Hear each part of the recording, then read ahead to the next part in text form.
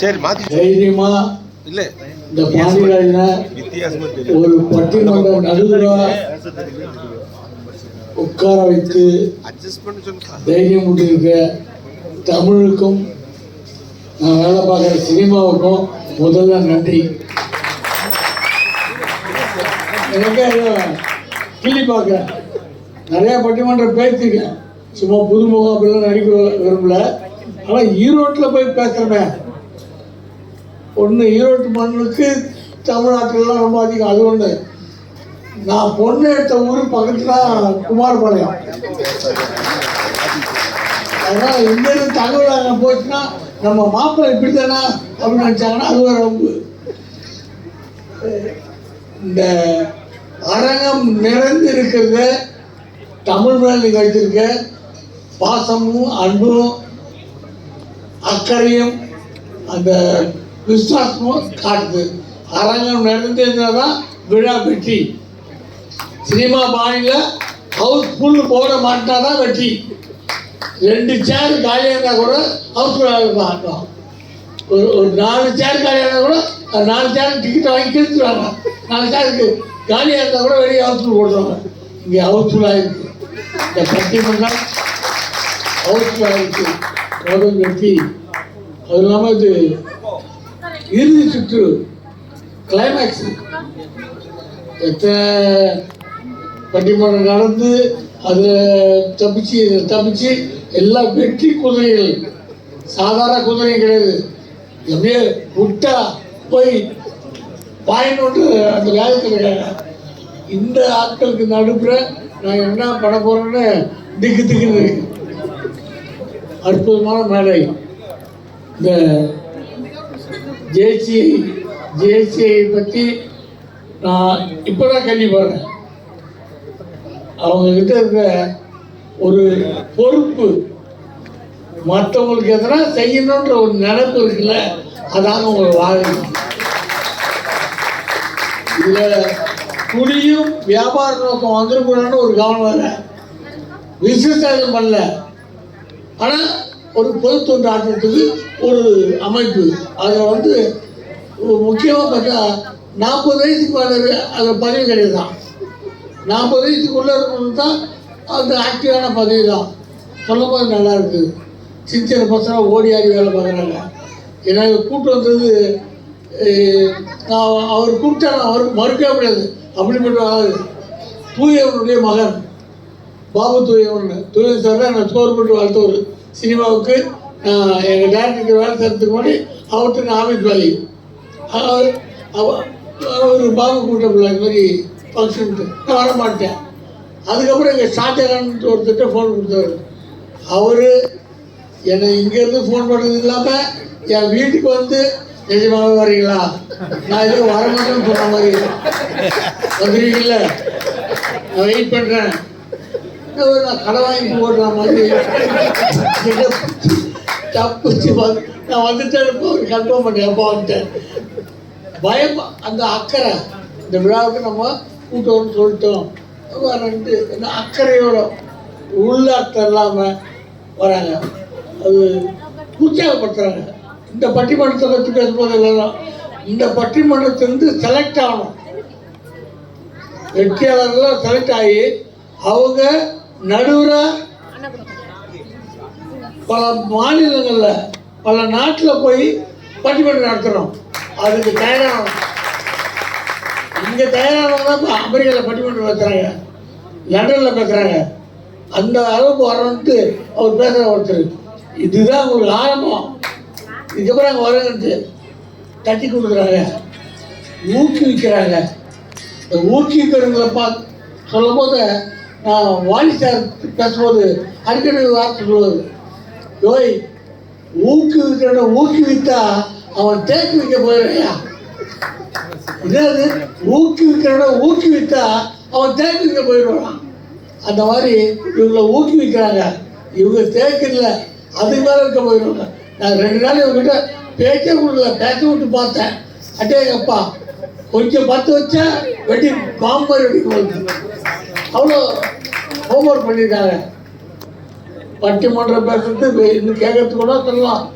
பட்டிமன்றம் பேசுகிறாங்களா அப்படின்னு சாதாரண வேலை கிடையாது. வந்து நின்று பார்த்தாலும் தெரியும். இந்த மைக்கு அவ்வளோ டேஞ்சரானது, நம்மளை போட்டு இழுக்கும். நானும் அப்படி சொன்னேன். அப்படியா? நம்மளே ஆச்சரியப்படுவோம், பிடிக்கணும், தேவையில்லாமல் உழையிடுவோம், மாட்டிக்குவோம். அதோட இந்த வாய்ப்பு உடனே வந்துடுமா, நம்மளை கூப்பிட்டுருவாங்க இந்த ஃபங்க்ஷன் பேசுங்கன்ட்டு. நம்ம ஹோம்ஒர்க்லாம் பண்ணி வச்சுருப்போம். இவருக்கு இப்படி வராது மேடையில் அவரு பாரு, அவரை பற்றி பேசணும், இவரை பற்றி பேசணுன்ட்டு நம்ம ரெடியாக வெயிட் பண்ணுவோம். கூப்பிடுவான்னு பார்த்தா கட்சி வரைக்கும் கூடவே விட்டான். நான் எனக்கு நடந்து தான் சொல்கிறேன், கோயிலில் சொல்ல கதை மாதிரி சொல்கிறேன். எனக்கு நடந்து தான். நான் மேலைக்கு போகும்போது கூப்பிடுவான்னு பார்த்தா கூப்பிடுவார் ஒரு வீட்டில். கட்சியில் வீட்டுக்கு போய் பாத்ரூமில் சீட்டை கிழிச்சு போட்டு உள்ளே போயிடுது. என் பொண்டாட்டி கேட்டா, என்னங்க பேசுறீங்க நீ? சாம்பார் கை என்னாடி அதான் சொல்லிடுது. அங்கே போய் என்னை கூப்பிடல, நான் சொல்ல முடியா? மனசு கஷ்டமாக இருக்கும், அழுக வரும், மனசுக்குள்ளேயே வச்சுக்கணும். அதுக்கப்புறம் ஒரு 4 மாதம் பொறுத்து ஒரு விழா, நான் எங்கே பேசுறது உட்காந்துருக்கேன். இப்போது பாண்டியராஜன் 1/2 மணி நேரம் நகைச்சுவையாக பேசுவார் அப்படின்னாங்க. ஒன்று என்னடா அது ஒன்றும் ரெடி பண்ணல, கூப்பிட்டு விட்டாங்க. நாங்கள் கூப்பிட்டு எதை பேசி வந்துடும். அது வந்து நான் தெரிஞ்சுக்கிட்டேன். கூப்பிடுறது கூடாது அவன் இஷ்டம். எப்போ கூப்பிட்டாலும் ரெடியாக இருக்குது நம்ம வேலை. கூப்பிட்டா சந்தோஷம், கூப்பிடலாம் ரொம்ப சந்தோஷம். அவ்வளோதான், நம்ம ரெடியாக இருக்கும். ஒரு இந்த அரங்கம் ஏசி அரங்கம் அழகாக இருக்குது, அழகான ஆடியன்ஸு, இந்த மாதிரி எல்லாம் தெரியுமா. ஒரு பட்டிமன்றம் போகிறேங்க, முக்கியமான ஆளாக பார்த்தாங்க. 3 ரோவில் ஒரு ஆள் வந்தார், பேக்கை திறந்தாரு. நான் வந்து பட்டிமன்றத்தை வந்து பேக்கை டேபிள் கட்டுறதுன்னு பார்த்தேன். ஒரு நாவல் எடுத்தாருங்க, பேச ஆரம்பிக்கிறாங்க, நாவல் படிக்கிறாருங்க. ஓ, அவர் மனக்கட்டு உட்காந்து அவ்வளோ பெரிய இது பேசுகிறாருன்னா அந்த நாவல் படிக்கிறேன். கால் போட்டுருந்தேன். நீ எல்லாம் பேசி நான்லாம் கேட்கணுமா? இப்படி கிண்டல் கேலி உள்ள ஆட்கள்லாம் வளர்ந்துட்டாங்க. அவெல்லாம் தட்டி எழுப்பணும். ஓ, நாவல் படிக்கவில்லை, நான் என்ன சொல்கிறேனோ அதை கேள்வின்ற அளவுக்கு நம்ம தயார் பண்ணிக்கணும். அவனை குறை சொல்கிறது நம்ம நாவல்கள். குறை சொல்கிறது உலகத்தை எப்பவும் நடக்கும். குறை இல்லை, அவங்க அறிந்தும் அறியாமல் செய்கிற விஷயம்னு வச்சுக்கணும். நான் ஒரு சிங்கப்பூரில் ஒரு லிஃப்ட்டில் போயிருந்தேன். லிஃப்ட்டில் வரேன், மேலே 24வது மாடியில் இருக்கேன். ஒரு கிரவுண்ட் ஃப்ளோரில் போயிட்டு ஒரு பேஸ்ட்டில் வாங்கணும், லிங்கியோடு வரேன். ஒரு 4 ஃப்ளோர் போனவுடனே லிஃப்ட்டு திறந்து ஒரு ஆள் உள்ளே ஏறுறாரு. ஏறணும் என்னை பார்த்தாரு, என்னை பார்க்க சாரி அவர் பாட்டு பேசாமல் உட்காந்து நிற்கிறார். நான் லிங்கியோடு இருக்கேன். லிஃப்ட்டு போயிட்டே இருக்குது. இன்னும் ஒரு 4 ஃப்ளோர் போச்சு, 2 பேர் ஏறினாங்க. இன்னும் 4 ஃப்ளோர் போனவுடனே அந்த அப்போ தான் என்னை பார்த்தாரு. சார் நீங்களா அப்படின்னா, நான் முதல்ல நான் தான் வந்துருக்கேன். நீங்களா சார், இப்போதான் சார் நான் உயிரோடு பார்க்குறேன். அவர் என்ன சொல்ல வர்றாருன்னா, உங்களை நான் சினிமாவில் பார்த்துருக்கேன், டிவியில் பார்த்துருக்கேன், இதெல்லாம் பார்த்துருக்கேன், இப்போதான் நேரில் பார்க்குறேன்னு சொல்ல வரான். என்னை பார்த்ததுல அதெல்லாம் விட்டா இப்போதான் உயிரோட பார்க்குறேன். திக்குனாய் போச்சு. நம்ம அதை டப் பண்ணிக்கணும். சார் படம்லாம் பிடிக்கும் சார், உங்களை படங்கள்லாம் பார்த்துருக்கேன், இப்போதான் நேரில் பார்க்குறேன், டப் பண்ணி பார்த்துருக்கோம். இந்த மாதிரி அதிர்ச்சி வைத்தியெல்லாம் நிறைய இருக்கும். அதெல்லாம் ஏற்றுக்கணும். அது மாதிரி பட்டிமன்றத்தில் போனவொடனே மாலை போட்டு ஒரு பேச்சு அடேங்கப்பா அப்படிலாம் சொல்கிறாங்க. எது கை தட்டுவாங்கன்னு நினைக்கிறதோ அதை விட்டுருவாங்க. என்னடா இருக்குங்க, அது சில மூடாக இருக்கும். போடியம் தான் அதை முடிச்சுட்டு பேசலாம். ஒரு தைரியம் தான், கை கால ஆட்டா பிடிச்சிட்டு பைக்கு பிடிச்சி சில நேரத்தில் போடி இல்லை வச்சுக்க, கை காலெலாம் தண்ணி அடிக்கும். அந்த அந்த அரங்கம் பசங்க இருக்காங்களா, மாணவர்களா, அங்கே அப்பா அம்மாவா, அதெல்லாம் இருக்குது. எல்லாம் பார்த்து அதனால எல்லாத்தையும் பார்த்தாங்க. இதில் இத்தனை சிவரை தாண்டி வச்சுருக்காங்க, எவ்வளோ களத்தை தாண்டி வச்சுருக்காங்க. அதனால் இவங்கெல்லாம் பேசுறத என்ன விட நீங்கள் முத்து கவனிங்க. நீங்கள் கை தட்டுறது நீங்கள் கூட ரியாக்ஷன் தான் நான் கொஞ்சம் உஷாராக எழுதிக்கணும். ஓ, இதெல்லாம் விஷயம் இருக்குது. அதனால் நானே ரொம்ப பேசுகிறேன். இவங்களை பேச விட்டு பார்க்கணும். முதல்ல இந்த தலைப்பே அருமையான குசுபாக இருக்கும், உண்மையான தலைப்பும். குடும்ப வளர்ச்சிக்கு பெரிதும் காரணம் கணவரின் வருமானமா மனைவியின் நிர்வாகமா? ரெண்டும் கரெக்டாக தான் இருக்குது. எதுவும் சொல்லிட்டோம். முதல்ல கணவரின் வருமானம்ன்றத ராக்கப்பன் கணேசன்.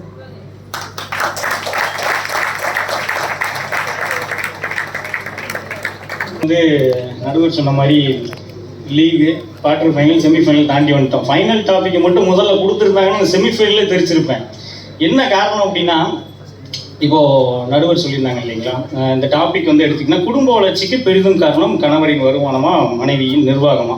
இந்த டிஸ்க்ளைமர் போடுற மாதிரி முதலே சொல்லியிருந்தோம்.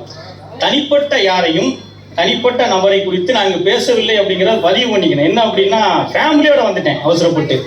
இப்போ இந்த டாபிக் கொடுக்கறதுல இருக்கக்கூடிய சிக்கல் என்ன அப்படின்னா, இப்போ நடுவர்கிட்ட இருந்து ஃபர்ஸ்ட் இந்த டாபிக் உள்ள வர்றதுக்கு முன்னாடி ஃபர்ஸ்ட் டாபிக் ஜோன்லேருந்து அனௌன்ஸ் பண்ணுறாங்க. எல்லாரும் கூப்பிடுறாங்க, டேய் இதுவரைக்கும் தப்புச்சிட்ட, எப்படிரா மனைவியின் நிர்வாகத்தை தாண்டி நீ பேசிட முடியும் அப்படின்னாங்க.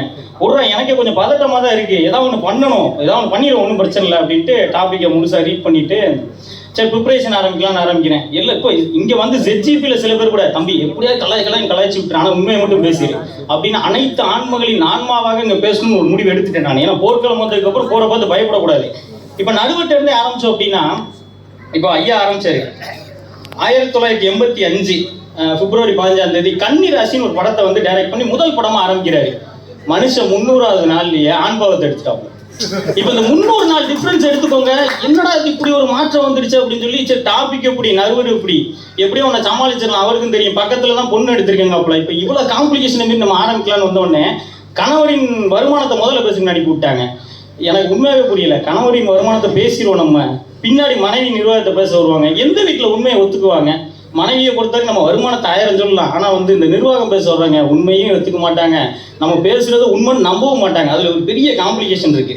சரி, இவ்வளவையும் கடந்து நம்ம ஏதாவது ஒன்று பண்ணுவோம் அப்படின்னு சொல்லி போனோம்னா, இந்த ஆர்கானிக் ஃபுட்ஸ் அப்படின்னு ஒரு கான்செப்ட் இருக்கு. அதே மாதிரி சன்ஃப்ளவர் ஆயில்னு ஒரு கான்செப்ட் இருக்கு, தெரியுமா? ரெண்டுமே உண்மை கிடையாது, ஆனால் நம்பி இன்னைக்கு வரைக்கும் எடுத்துக்கிட்டு இருக்கோம். நம்ம ஆர்கானிக் ஃபுட்ஸ் தான் சாப்பிட்றோம், சன்ஃப்ளவர் ஆயில் தான் சாப்பிட்றோன்னு.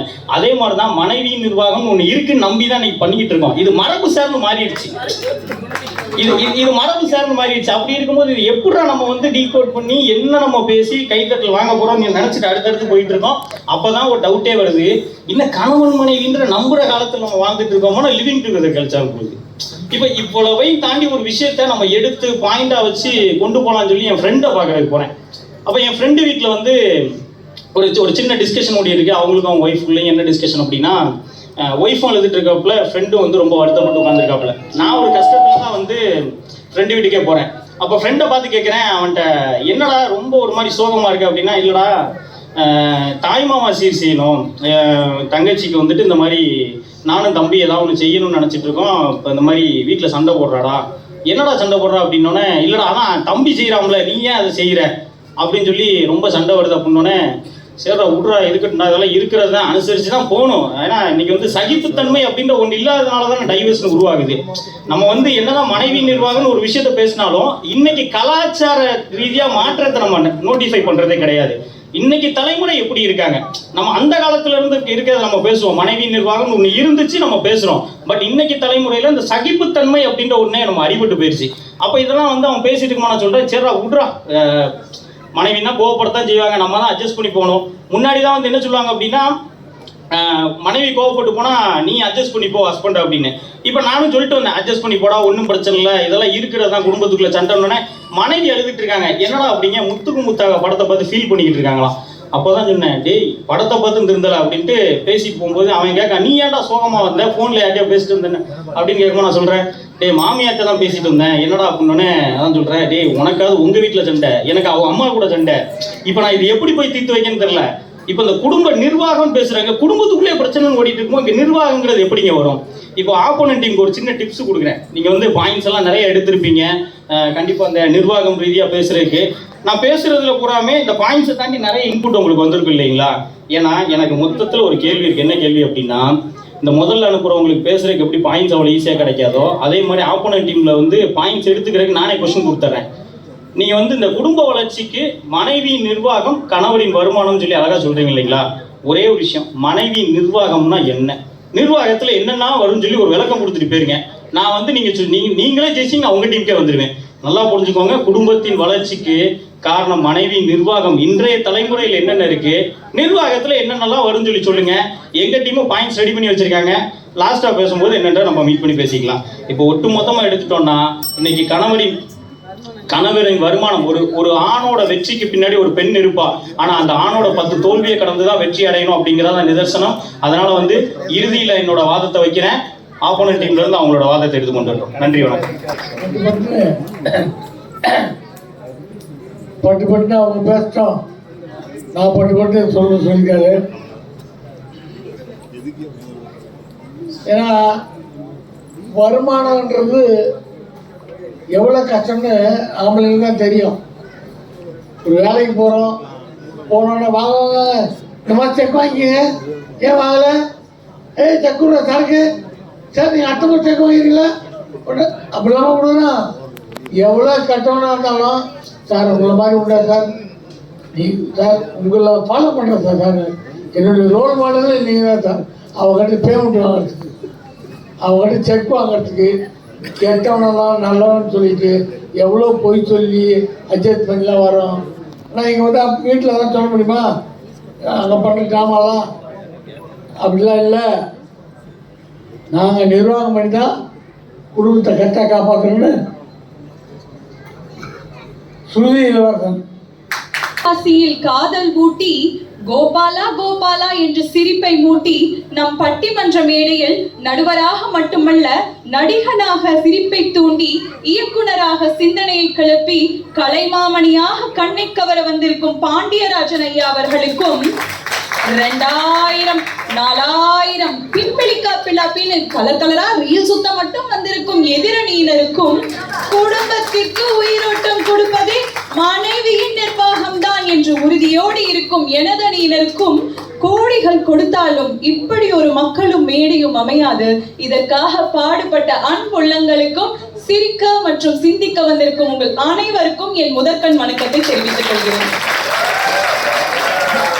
எதிரணி தலைவர் ராக்கப்பன் வந்து ரொம்ப அழகா பேசிட்டு போனாருங்க. உறவுகள்ல இருக்க சிக்கலை பத்தி சொன்னாரு.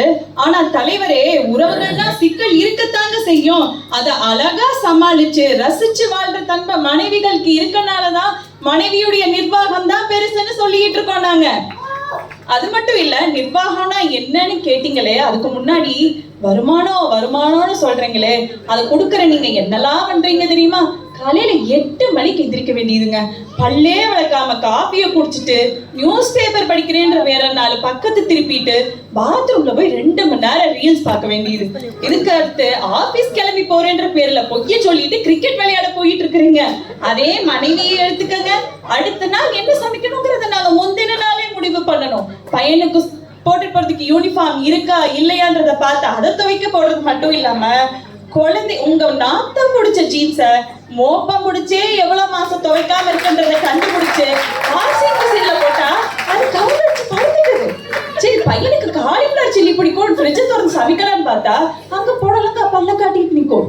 அதை சமைக்கலைன்னா அது உயிரை விட்டுரும். காலையில எந்திரிச்சா எங்களுக்கு 10 கை முளைச்சிருங்க. கோலம் போடணும், வாசு தொலைக்கணும், குழந்தைய ஸ்கூலுக்கு அனுப்பணும். இதுக்கடையில மாமனார் மாமியார் வேற டீல ஏலக்காய் பத்தலேன்னு அச்சச்சோ வேற, அம்மம்மா வேற.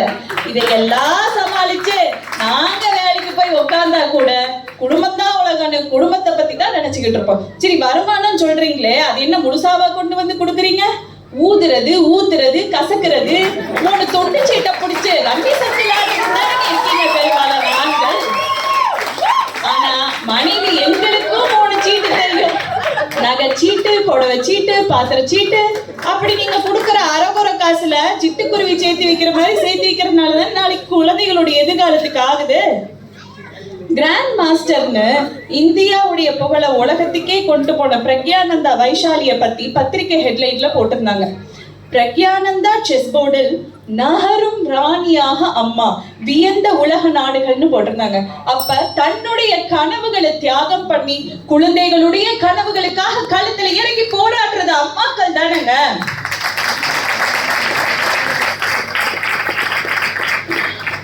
வருமான மட்டும் வந்துட்டா குடும்பம் வளர்ந்துருமா என்ன? நிச்சயமா கிடையாதுங்க. குடும்பத்துல இருக்க குழந்தைகளுடைய அறிவை, உடல் நலத்தை, ஒழுக்கத்தை ஒருநிலைப்படுத்துறதே நிர்வாக திறமை தானுங்க. அது உங்களுக்கு புரியலையா? நடுவர் அவர்களே, நான் ரொம்ப வளவலன்னு பேச விரும்பல, சுருக்கமா சொல்லி முடிச்சுக்கிறேன். வருமானங்கிறது கணவர் கொண்டு வர வருமானங்கிறது நதி மாதிரி.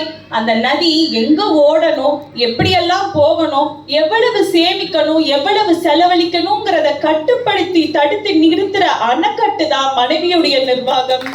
வருமானத்தை வாழ்க்கையாக மாற்றும் மந்திரம் மனைவிய நிர்வாகத்தில் தான் இருக்கிறது என்பதில் எங்களுக்கு எந்தவித சந்தேகமும் இல்லை. ஆகையால் நடுவர்கள் அவர்களே, குடும்பத்தின் வளர்ச்சிக்கு பெரிதும் காரணம் மனைவியின் நிர்வாகம் தான் என்று ஆணித்தனமாக கூறி என் வாதத்தை முன்வைக்கிறேன். நன்றி, வணக்கம். அனுபவம் அருமையாக இருந்தது. பாயிண்டா அது நம்ம கணவர் அக்கௌண்ட்ல பணம் இல்லாம போலாம்,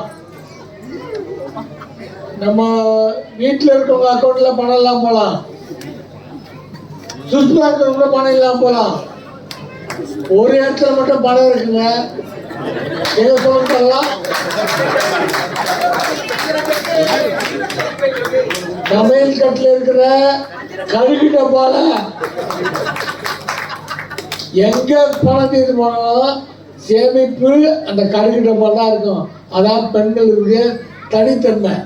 அவங்களுக்கு எதை குறைச்சாலும் கொஞ்சம் சேர்த்து எண்ணணும். நம்ம ஆம்பளைங்களுக்கு அது இல்லை, எது இருந்தாலும் கொஞ்சம் லேவிட்டாக பண்ணாலும் பெரிய ஆள் அப்படின்னு நினைப்பு ஒன்று இருக்குது. அப்படின்னு வாதம் வாங்கிட்டு நானே முன்னிட்டு எடுத்து கொடுக்குறேன். அவங்க பாயிண்டா மட்டும் பேசல, அந்த ஆக்ரோஷத்தோடு பேசுறாங்க. அதான் இல்லைட்டு அந்த வேதனையுடைய வெளிப்பாடோடு பேசுறாங்கல்ல, பேச்சில் அது இருக்கணும். சத்தம் போட்டு பேசலாம், சத்தமான விஷயமா இருக்கணும். அந்த விஷயம் அவ்வளோ சாதாரணம் தான், சத்தம் அதிகமாக இருக்கணும். அதை மறுத்து பேசுறதுக்கு கலைவாணி வாங்க. நடுவர் அவர்களுக்கும் என் இணை பேச்சாளர்களுக்கும் கைதட்டி ஊக்கப்படுத்தி கொண்டிருக்கும் பார்வையாளர்களுக்கும் என் இனிய மாலை வணக்கம். எதிரணி தலைவர் சொன்னாங்க, சேமிப்புங்கிறத லேடிஸ் தான் பண்றோம் அப்படின்னு. ஆனா அந்த சேமிப்பை கொண்டு வந்ததே ராஜா ரதிவர்மன் அப்படிங்கிற கேரளத்தை ஆண்ட குறுநில மன்னன் தான். இவங்க சொல்றாங்க 10 கை எடுத்து நாங்க காளி அவதாரம் எடுக்கிறோம் காலையில நேரத்துல அப்படின்னு. அவங்க என்னமோ காளி அவதாரம் எடுக்கிறாங்க, ஆனா அதுல காலியாகிறது என்னமோ நாங்க தானுங்க. வள்ளுவன் வாசிக்கு காலத்துல எடுத்த டாபிக்கை நம்ம இப்ப பத்தி பேசிட்டு இருக்கோம். அன்னைக்கு வள்ளுவன் கூப்பிட்டாரு, வாசிகி வந்தாங்க, வாலி அங்க நின்னுச்சு. ஆனா இன்னைக்கு வாசிகி அங்கதான் நிப்பாங்க, வாலி மட்டும்தான் வரும். அப்படி ஒரு காலகட்டத்துல நம்ம இப்ப வாழ்ந்துட்டு இருக்கோம். இருவாச்சி பறவை எல்லாத்துக்கும் தெரியும்னு நினைக்கிறேன். அந்த பறவையை வேட்டையாட கூடாது அப்படிங்கிற ஒரு சட்டமே இன்னைக்கு இருக்கு. ஏன்னா அவங்களோட குடும்ப அர்ப்பணிப்புங்கிறது அப்படி இருக்கு. பெண் பறவைகளும் அர்ப்பணிக்குது, தன்னோட இறகுகளால குஞ்சுகளை பாதுகாக்குது. ஆனா ஆண் பறவையோட தியாகம் அப்படிங்கிறது அங்க ரொம்ப பெருசா இருக்குங்க. இப்ப இருக்க தங்களோட ஆண்கள் தன்னோட குடும்பத்துக்காகவும் அவங்களோட தலைமுறைக்காகவும் வெளிநாட்டுல வெளியூர்ல ராணுவத்துக்கும் போய் நாட்டை பாதுகாக்கிறதோட குடும்பத்துக்கும் வளர்ச்சிக்காக பாடுபட்டு இருக்காங்க. அப்படி ஒரு சூழ்நிலையில வருமானத்தை தாண்டி நிர்வாகம் தான் பெருசுன்னு இன்னைக்கு பேச வந்திருக்காங்க. ஈன்று புறந்தருதல் என் தலை கடனே, சான்றோனாக்குதல் தந்தைக்கு கடனை. அன்னைக்கே சொல்லி வச்சுட்டு போயிட்டாங்க. தன் கருவுல 10 மாசம் தாய் சுமக்கிறா. ஆனா குழந்தைங்களோட வளர்ச்சிக்காக காலம் முழுவதும் அவங்கள தோல்ல சுமக்கிற சுமைதாங்கியே இன்னைக்கு ஆண் இருக்கிறான். அதை எல்லாரும் பேச மறந்துடுறோம். அதை ஞாபகப்படுத்துறதுக்காகத்தான் இன்னைக்கு நாங்க வந்திருக்கோம். இன்சூரன்ஸ்னு ஒன்றை எடுத்துக்கோங்க. யார் அதிகமா போடுறாங்கன்னு பார்த்தா ஆண் தான்.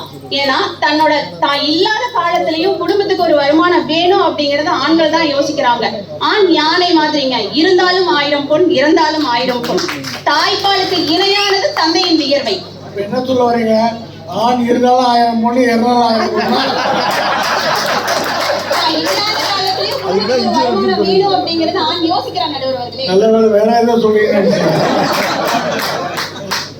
இப்ப பொண்ணு பார்க்க வந்தா பொண்ணுக்கு ஆட தெரியுமா, பாட தெரியுமா, சமைக்க தெரியுமா நம்ம கேக்குறது இல்ல. நல்ல பொண்ணான்னு மட்டும்தான் கேட்போம். ஆனா மாப்பிள்ளை வீட்டுல என்ன வேலை, என்ன வருமானம் அப்படிங்கறத கேட்பாங்க. பையன் நல்லவனா கேட்டவனாங்கிறது அப்புறம் தான். ஏன்னா வருமானம்ன்ற ஒண்ணு இருந்தாதான் அங்க பெண்ணால நிர்வாகம் பண்ண முடியும் அப்படிங்கறது அவங்களுக்கே தெரியுது. சட்டையில இருந்தா தான் அகப்பையில வரும். சரி, கல்யாண வீட்டுக்கு போனோம்னா அங்க பாத்துக்கோங்க, அங்கேயும் பாவப்பட்ட பிறவி யாருன்னு பார்த்தா அந்த அப்பா கேரக்டர் தான். ஏன்னா முந்தானத்து போட்ட சட்டை வேஷ்டியே கட்டிட்டு சுத்திட்டு இருப்பாரு. யாருக்கு என்ன தேவை, என்ன கொடுக்கணும் அப்படின்னு பார்த்துட்டு இருப்பாங்க. அங்க அம்மாவை பாருங்க, பொண்ணுக்கு ஈக்குவலா மேக்கப் பண்ணிட்டு ஜம்முன்னு இருப்பாங்க. அதுல பொண்ணு யாரு அம்மா யாருன்னே நம்மளுக்கு டிஃபரன்ஸ் தெரியாது. இப்ப இருக்கிற சொசைட்டில தேவையில்லாத ஆணும் இல்லை, தேடல் இல்லாத ஆணும் இல்லை, தேவையில்லாத பெண்ணும் இல்லை. பெண்களோட தேவைக்கு ஏற்பதான் ஆண் இன்னைக்கு ஓடிட்டு இருக்கான்.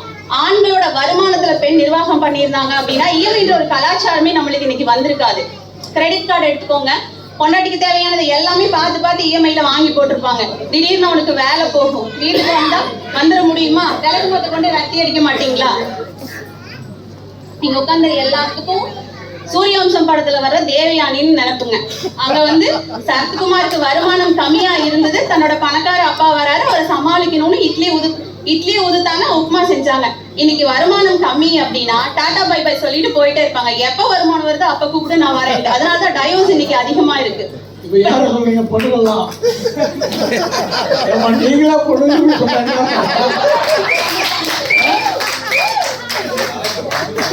இட்லி உப்புமா பத்தி பேசிட்டு இருக்கோம். இன்னைக்கு எத்தனை பேர் வீட்டுல சமைக்கிறோம்? கெஸ்ட் வந்தாங்கன்னா ஸ்விக்கி, ஜொமேட்டோ அப்படின்னு ஆன்லைன்ல ஆர்டர் போட்டுட்டு தான் இருக்கோம். அந்த ஆன்லைன் ஆர்டரை கண்டுபிடிச்சதுமே பாத்தீங்கன்னா ஆண்கள் தான். ஏன்னா அவங்களுக்கு அன்னைக்கே தெரிஞ்சிருக்கு நம்ம வீட்டுல லேடிஸ் எல்லாம் இப்படித்தான் பின்னாடி வருவாங்க அப்படின்ட்டு. அதுலயும் வருமானத்தை கொண்டு வந்தது ஆண் மட்டும்தான். இன்னைக்கு ஜுவல் சேவிங்ஸ்னு ஒன்று எத்தனை பேர் வச்சிருக்காங்க? அன்னைக்கு பெண் பிள்ளைங்க இருந்தாங்க அப்படின்னா சிறுக சிறு நகை சேர்த்து வைப்பாங்க அம்மாக்கள். அது ஏதோ ஒரு அவசர காலத்துல நமக்கு உதவும். ஆனா தலைக்கு போடுற கிளிப்ல இருந்து காலுக்கு போடுற செப்பல் வரைக்கும் இன்னைக்கு மேட்சிங் ஒண்ணு வந்துச்சு. கேட்டா நகை விலை ஏறிடுச்சுன்னு சொல்லிடுவாங்க எதிரடி. இப்போ பாதி சம்பளம் அவங்களோடது வந்து ட்ரெஸ்ஸுக்கு, இந்த டெரகோட்டா ஜுவல்லரி, த்ரெட் பேங்கிள்ஸ் இப்படின்னு ஆண்களோட பாதி வருமானம் இதுக்கே போயிடுது. மீதி வருமானம் பாத்தீங்கன்னா பியூட்டி பார்லருக்கு போயிடுது. ஐப்ரோ, ஃபேஷியல், ஹேர் கட்டு, இதுல நகம் வெட்டுறதுக்கு, நெயில் ஆர்ட்டுக்குன்னு வேற ஆள் இருக்காங்க. மெடிக்யூர், பெடிக்யூர்னு அப்பப்பா இதுக்காகவே ஆண் பாத்தீங்கன்னா தனியா சம்பாதிக்கலன்னா பக்கத்து வீட்டுக்கு தெருவுக்கு தான் போகணும். சார் அஞ்சரைப்பட்டியை பத்தி சொன்னாங்க. இன்னைக்கு அஞ்சரைப்பட்டின்ற ஒண்ணு எத்தனை பேருக்கு தெரியும்னே தெரியாது. அன்னைக்கெல்லாம் 5 ரூபா 10 ரூபா அம்மா போட்டு வச்சிருப்பாங்க.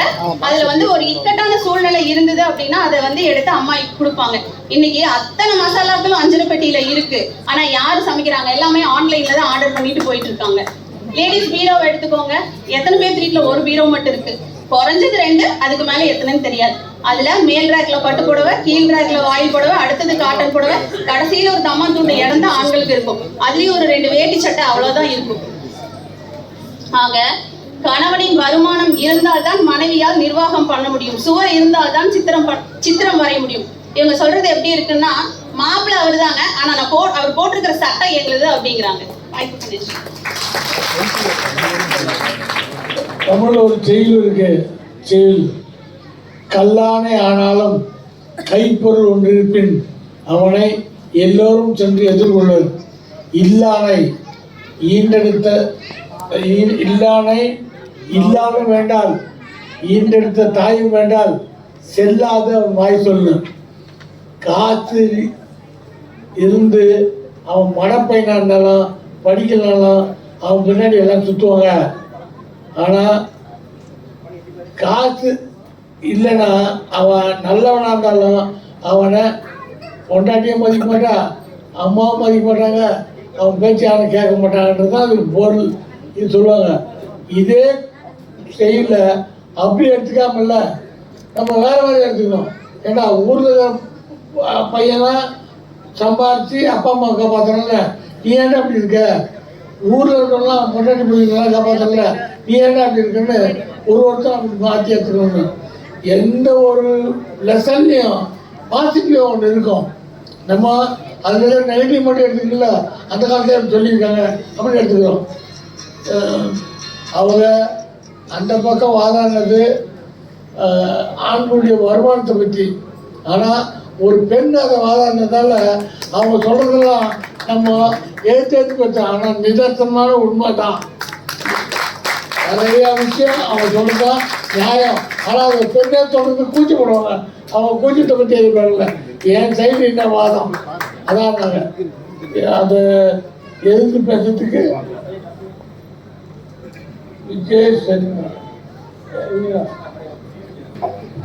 சிரிப்பை சிந்தனையாக்கிய சின்ன மேதை, கலைமாமணி பட்டம் வென்ற கலை மேதை, இன்று நம் வாதங்களுக்கான நீதி மேதை, பாண்டிய நாட்டு அரசன் போல இம்மேடையை ஆள வந்திருக்கும் நடுவர் பாண்டியராஜன் ஐயா அவர்களுக்கும், ராக் பார்வை கொண்ட ராக்கப்பன் அண்ணாக்கும், தக்கல்ல புக் பண்ணி வந்திருக்கிற தங்கவேல் அண்ணாக்கும், டப்பா டான்ஸ் ஆடிற மோட்டார் பயத்துல இருக்கிற டேனிக்கும், அக்கா இந்த ரெண்டு நான் ஸ்பெஷலா வச்சிருக்கேன், அரங்கம் மதிர விசில் பறக்க கரவொலிகளை அள்ளி கொடுக்க காத்திருக்கும் பார்வையாளர்கள் அனைவருக்கும் என் முதற்ற வணக்கத்தை கூறி வாதத்தை தொடங்குகிறேன். நம்ம ராக்கப்பன் அண்ணன் மண்டனால இருந்த கொண்டைய மறந்த கதையா டாபிக்கை விட்டுட்டு எங்கேயோ போயிட்டாருங்க. கணவனின் வருமானம் தான் குடும்பத்தின் வளர்ச்சிக்கு காரணம்னு அண்ணன் எங்கேயுமே ஆணித்தரமா அடிச்சு சொல்லலீங்க. எப்படி சொல்லுவாங்க? இருந்தா தானே சொல்லுவாங்க, இல்லாததை எப்படி சொல்லுவாங்க? அண்ணே, உங்களுக்கு ஒரே ஒரு கேள்வி வச்சிருக்கேன். நீங்க டெய்லியும் வீட்டு சாப்பாடு தானே சாப்பிடுறீங்க. இன்னைக்கு சாப்பிட்டுருப்பீங்க, நேத்து சாப்பிட்டுருப்பீங்க, ஏன் முந்தா நாள் கூட சாப்பிட்டுருப்பீங்க. இப்படி உங்க வீட்டம்மா கையாலேயே சாப்பாட்டை சாப்பிட்டுட்டு அவங்களுக்கு எதிராகவே பேச வந்திருக்கீங்களே, என்னென்ன இதெல்லாம்? உண்ட வீட்டுக்கே ரெண்டகம் பண்ணலாமா? அண்ணா அதனாலதான் டிஸ்க்ளைமர் போட்டாரு போல ஸ்டார்டிங்லயே. சரி, அவரை கூட மன்னிச்சு விட்டுறலாங்க. சரி, பாவம் கணவன் ஏதோ தெரியாம பண்ணிட்டாரு. எதிரணியில இருக்கிறாங்களே ரெண்டு அக்காங்க. அக்கா மொத்த வீட்டோட நிர்வாகத்தையும் தன்னோட கையில எடுத்து இன்னைக்கு காலையில கிளம்பி வரும்போது கூட குழந்தைங்களுக்கு என்ன பண்ணணும், மாமனார் மாமியாருக்கு என்ன பண்ணணும், ஹஸ்பண்டுக்கு என்ன பண்ணணும், எல்லாத்தையும் பார்த்து பார்த்து பார்த்து பார்த்து குடும்பத்தை நிர்வாகம் பண்ணிட்டு வந்து இங்க உட்கார்ந்துகிட்டு இல்ல கணவனோட வருமானத்தை வச்சுதான் குடும்பமே வளருதுன்னு எப்படிக்கா வாய்ப்புசாம பேச வந்திருக்கீங்க? நியாயமா பார்த்தா நீங்க எங்க வீட்டுல வந்து உட்காந்து பேசிட்டு இருக்கோன்னு பாத்துக்கோங்க. நடுவர் அவர்களே, எனக்கும் என் கணவருக்கும் கல்யாணமான புதுசுல அடிக்கடி சண்டை வந்துகிட்டே இருக்குங்க. வருமானம் பத்துலன்னு. சரின்னு நானும் எப்படியாச்சும் என்னோட நிர்வாக திறமைய வச்சு உருட்டி பரட்டி மாசம் குடும்பத்தை அழகா ரன் பண்ணி கொண்டு போயிட்டு இருந்தேனுங்க. அப்போ மூச்சு தூக்கிச்சுட்டே உட்கார்ந்துருக்கிறாரு. நான் போய் ஏங்க என்னாச்சுன்னு கேட்டா அவருக்கு கொஞ்சம் ஒரு குழந்தையா இல்லையாமா. ஆமா, இங்க குடிக்கிறதுக்கே கஞ்சி இல்ல, இந்த ஆளுக்கு கொஞ்சத்துக்கு குழந்தையா கேக்குது. பாத்துக்கோங்க, இப்படித்தான் இருக்குது கணவர்களோட நிலைமை.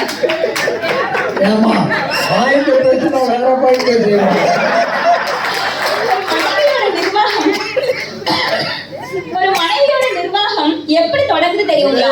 கல்யாணமாகி ஒரு பொண்ணு அந்த மாமியார் வீட்டுக்கு போகும்போது அந்த வீடு புதிது, அடுப்படி புதிது, பாத்திரம் புதிது, கணவன் புதிது, கொழுந்தன் புதிது, மாமியார் புதிது, ஊர் புதிது, பழக்க வழக்கம் புதிது, அத்தனையும் புதிது. ஆனாலும் கல்யாணம் ஆகி போன 6 மாசத்துல மொத்த வீட்டோட கண்ட்ரோலையும் எங்க கையில எடுத்து நாங்க எவ்வளவு அழகா நிர்வாகம் பண்ணி காட்டுறோம். கணவனால பண்ண முடியுங்களா? ஒரு 5 நாள் கணவன்மார்கள் போய் உங்க மனைவி வீட்டுல இருந்தாங்களா? என்ன தங்கையெல்லாம் போயிடலாங்களா மனைவி வீட்டுக்கு? வேரோடு பிடுங்கி வேறொரு இடத்தில் நட்டாலும் பெண்ணால் வளர முடியும். வேரோடு வேர் பிடித்து வளரும் மாபெரும் சக்தி அவள். நம்ம கலைவாணி அக்கா சொன்னாங்கங்க, இந்த பொண்ணுங்க எல்லாம் தேவையில்லாம புடவை வாங்குறாங்க, நகை வாங்குறாங்க, பார்லர் போறாங்க. அடடடடா, எத்தனை கம்ப்ளைண்ட் எங்க மேல. அக்கா, பொண்ணுங்க நாங்கெல்லாம் இயற்கையாவே அழகானவங்க அக்கா. நான் பொதுவா ஒரு கேள்வி கேட்கறேங்க, ஜிம் ஃபீஸ் எவ்வளவு? கட்டிட்டு எத்தனை நாள் இந்த ஆண்கள் வந்து போயிருக்கீங்க ஜிம்முக்கு? அது கூட பரவாயில்லைங்க, வீட்டுல ரோசம் வந்து த்ரெட்மில்ல வாங்கி போடுவாங்க, 2 நாள் கழிச்சு அந்த துணியை காய போடுவாங்க. வெட்டி செலவு பண்ணது கூட இவிய, போட சொல்றது கூட எங்களைய. என்ன ப்ரோ இதெல்லாம்? பொண்டாட்டி ஊருக்கு போயிட்டா போதும், புருஷன் கூடத்துக்கு போற அவ்வளவா சந்தோஷமா போயிருது. என் பொண்டாட்டி ஊருக்கு போயிட்டான்னு பாட்டா பாட வேண்டியது. பொண்டாட்டி 4 நாள் வீட்டுல இல்லைன்னா வீடு எப்படி இருக்கும்? சாம்பார் ஆறி இருக்கும், துணி ஊறி இருக்கும், வீடு ஊரா எறும்பு ஏறி இருக்கும், குப்பை தொட்டி நிறைஞ்சிருக்கும், பாத்ரூம் நாரி இருக்கும். சுத்தம் சோறு போடும், சுகாதாரம் குழம்பு ஊத்தும்னு சொல்லுவாங்க. வீட்டோட சுகாதாரம் கூட மனைவி இல்லைன்னா கரெக்டா நடக்காது, பாத்துக்கோங்க. ஐயா, நான் கடைசியா ஒரே ஒரு விஷயத்த மட்டும் சொல்லி முடிக்க விரும்புறேனுங்க. ஒரு பெண்மணி இருந்தாங்க, அவரோட கணவர் கிட்டத்தட்ட ஒரு 7000 கோடி கடன்ல மாட்டிக்கிட்டு தற்கொலை பண்ணி இறந்துட்டாருங்க. அந்த மொத்த நிறுவனமும் கடன்ல மாட்டிக்கிட்டு தத்தளிச்சுட்டு நின்னுட்டு இருந்த சமயத்துல அந்த ஒரு பெண்மணி தன்னோட அந்த கம்பெனியோட மொத்த நிர்வாகத்தையும் தன்னோட கையில எடுத்து 2 வருஷத்துல இன்னைக்கு எல்லா பிரச்சனையும் சால்வ் பண்ணி வெற்றிகரமா நடத்தி காமிச்சிட்டு இருக்காங்க. அந்த நிறுவனம் இங்க இருக்கிற நம்மள பல பேருக்கு தெரிஞ்சிருக்கும், கஃபே காஃபி டே. அந்த பெண்மணியோட பெயர் மாளவிகா ஹெக்டே. கடன்ல இருக்கிற ஒரு கம்பெனியை கூட ஒரு மனைவியோட நிர்வாகத்தின் மூலமா முன்னுக்கு கொண்டு வர முடியும்னு சொன்னா ஒரு குடும்பத்தின் வளர்ச்சியும் வந்து மனைவியின் நிர்வாகத்தின் மூலமா கொண்டு வர முடியும்ன்றத நான் இந்த இடத்துல தெரிவிச்சுக்க விரும்புறேனுங்க.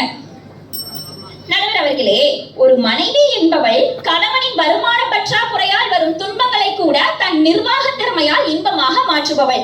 ஆகவே நடுவர் அவர்களே, குடும்பத்தின் வளர்ச்சி என்பது மனைவியின் நிர்வாகத்தில் தான் உள்ளது என்பதை ஆணித்தரமாக கூறி என் உரையை நிறைவு செய்கிறேன். சிங்கப்பெண்ணு வார்த்தை இருக்கும். சிங்கப்பெண் சொல்றாங்க, இப்பதான் பார்க்குறோம். ஏன்னா சிங்கப்பெண் ஏன் சொல்றோம்னா, சிங்கம்தான் வேட்டைக்கு போய்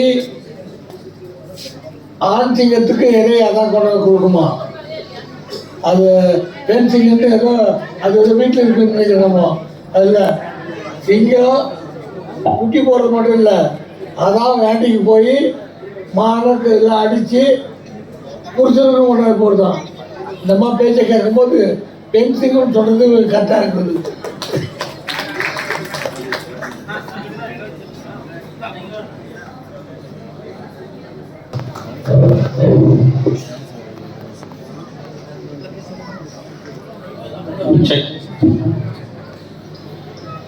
காமராஜ அரங்கை என்னும் நாட்டின் பாண்டிய மன்னனாய் திகழும் நம் நடுவர் பாண்டியராஜன் ஐயா அவர்களே, முருகன் என்றால் சிறப்பு வேல்தானே, அவ்வேலை தன் பெயரிலே அடக்கிய நம் சிறப்பு விருந்தினர் பால வேலாயுதம் ஐயா அவர்களே, நாடு என்றால் படைத்தளபதி வேண்டும் தானே, அப்படைத்தளபதி போல் அமைந்திருக்கும் நம் சற்பி கௌஷிக் ஐயா அவர்களே, என்னை ஈண்டெடுத்த தாய் தந்தை அவர்களுக்கும், என் நாவில் வரும் தமிழ் மொழியினை உங்கள் காதுகளுக்கு உணவாக்கிய என் இனிய தமிழ் மக்களே, உங்கள் அனைவருக்கும் என் முதற்கண் வணக்கங்கள். ஸ்ருதி மேடம், எத்தனை மணிக்கு நீங்க எந்திருப்பீங்க? இதுல வேற உங்க சீக்கிரம் வந்துச்சோ, ஐயோ தலைவலியாமா. அதுல வாஷிங் மிஷின்ல துணி போட்டு ஐயோ ஐயோ துவைக்கிறது வாஷிங் மிஷின், காய போறது நாங்க. ஏங்க அதை மட்டும் கொஞ்சம் காய போட்டுருங்க.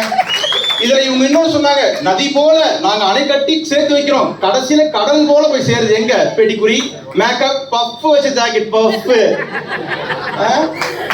அப்புறம் அபிராமி, ஐயோ அபிராமி தவிர அபிராமி வந்து ரொம்ப பயங்கரமா பேசுறாங்க. என் வீட்டுக்கார வந்து குழந்தையா கேட்கறான், நீ குழந்தையா மட்டும் கொடுத்து பாரு கார்த்தி எப்படி வேலை செய்யறாங்க. அபிராமி இங்கதாங்க பாக்குறப்ப, ஏங்கண்ணா வாங்கண்ணா அக்காங்கண்ணா நல்லா இருக்கீங்களாண்ணா, வீட்டுக்கு போனவ சகல உள்ள விட்டு என்ன அடி அடிக்கிறா சகலவ. கார்த்தி கத்து கத்துன்னு நீ வந்திருக்க மாட்டேன், இந்த பக்கம் நீ வரவே கூடாது, பிச்சு விடுவோம் பிச்சு, என்னை பத்தி எல்லாரும் சொல்லிடுவேன் அப்படின்னு.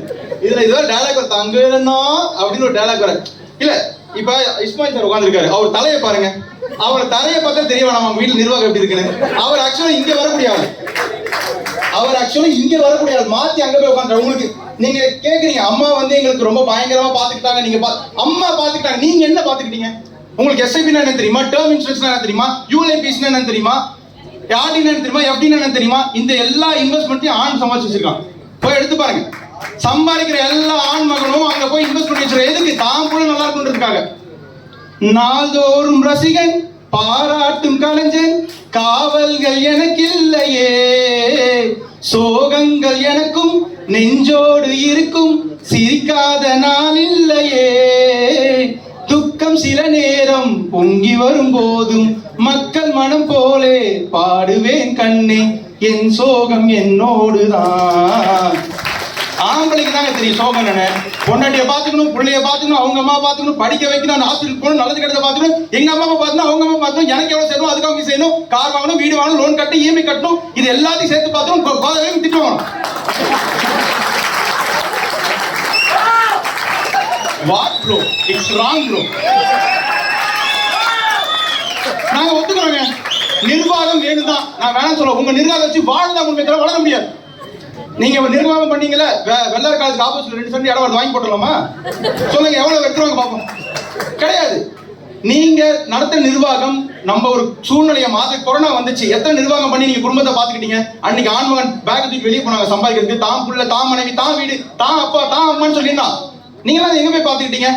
ஒண்ணு இல்ல, நான் நடுவர்கிட்ட வரேன். கோபாலன்ற ஒரு படம், அருமையான ஒரு படம். அந்த படத்துல லிப்ட்ல பாண்டியராஜ் சாரும் குஷ்பு மேடம் மாட்டிட்டாங்க. கரெக்ட். அப்ப என்ன பண்ணாங்க, குஷ்பு என்ன பண்றதுனே தெரியல. நீங்க தான் நிர்வாகத்துல ஜெயிச்சிருக்கீங்களா, ஏதோ ஒன்று பண்ண வேண்டியதானே. பட்டுன்னு ஒரு சூட்கேஸ் ஓபன் பண்ணாரு, டக்கு டக்குன்னு திறந்தாரு, சமைச்சாரு, கொடுத்தாரு, குஷ்பு இம்ப்ரெஸ் பண்ணா கரெக்ட் பண்ணிட்டாரு.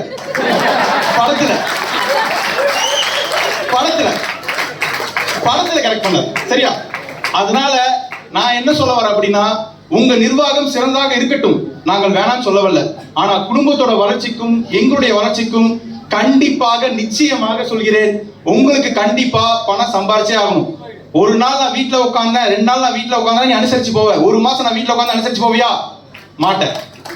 ஏன்? ஏன்னா பணம் வேணும். பணம் எதுக்கு வேணும்? பிள்ளைய படிக்க வைக்கணும். பிள்ளைய எப்படி படிக்க வைப்ப? நான் போய் சம்பாதிக்கணும். நான் சம்பாதிச்சு என்ன பண்ணணும்? ஒன்ன பாத்துக்கணும். ஒன்ன பார்த்து என்ன பண்ணணும்? ஃபேமிலியை பார்த்துக்கணும். வீட்டை பார்த்து என்ன பண்ணணும்? அவங்க வீட்டை பார்த்துக்கணும். என்னைக்காவது ஒரு வீட்டுல நம்ம வீட்டுக்கு செஞ்ச நகைய அதே மாதிரி அங்க செய்யணும்னா மூஞ்சி தூக்கி வச்சு வீட்டுக்கு போத ஒரு ஒய்ஃப் இருக்காங்க சொல்லுங்க பாப்போம். கை தட்டுறதான ஆண்மகன். ஏன்னா ஃபீமேல் கிட்ட தட்டு வராது, எனக்கு தெரியும்.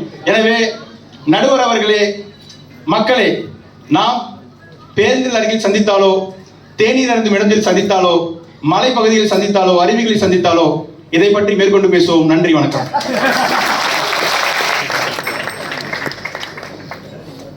ஒரு ஸ்கிரீன் பிளேவோட சொல்லிட்டாரு.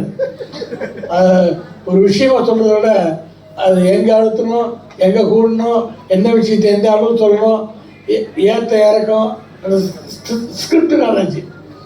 இப்போ ஆம்பளைங்க பூரா மேக்சிமம் கஷ்டத்தை குறைச்சி தான் சொல்லுவாங்க.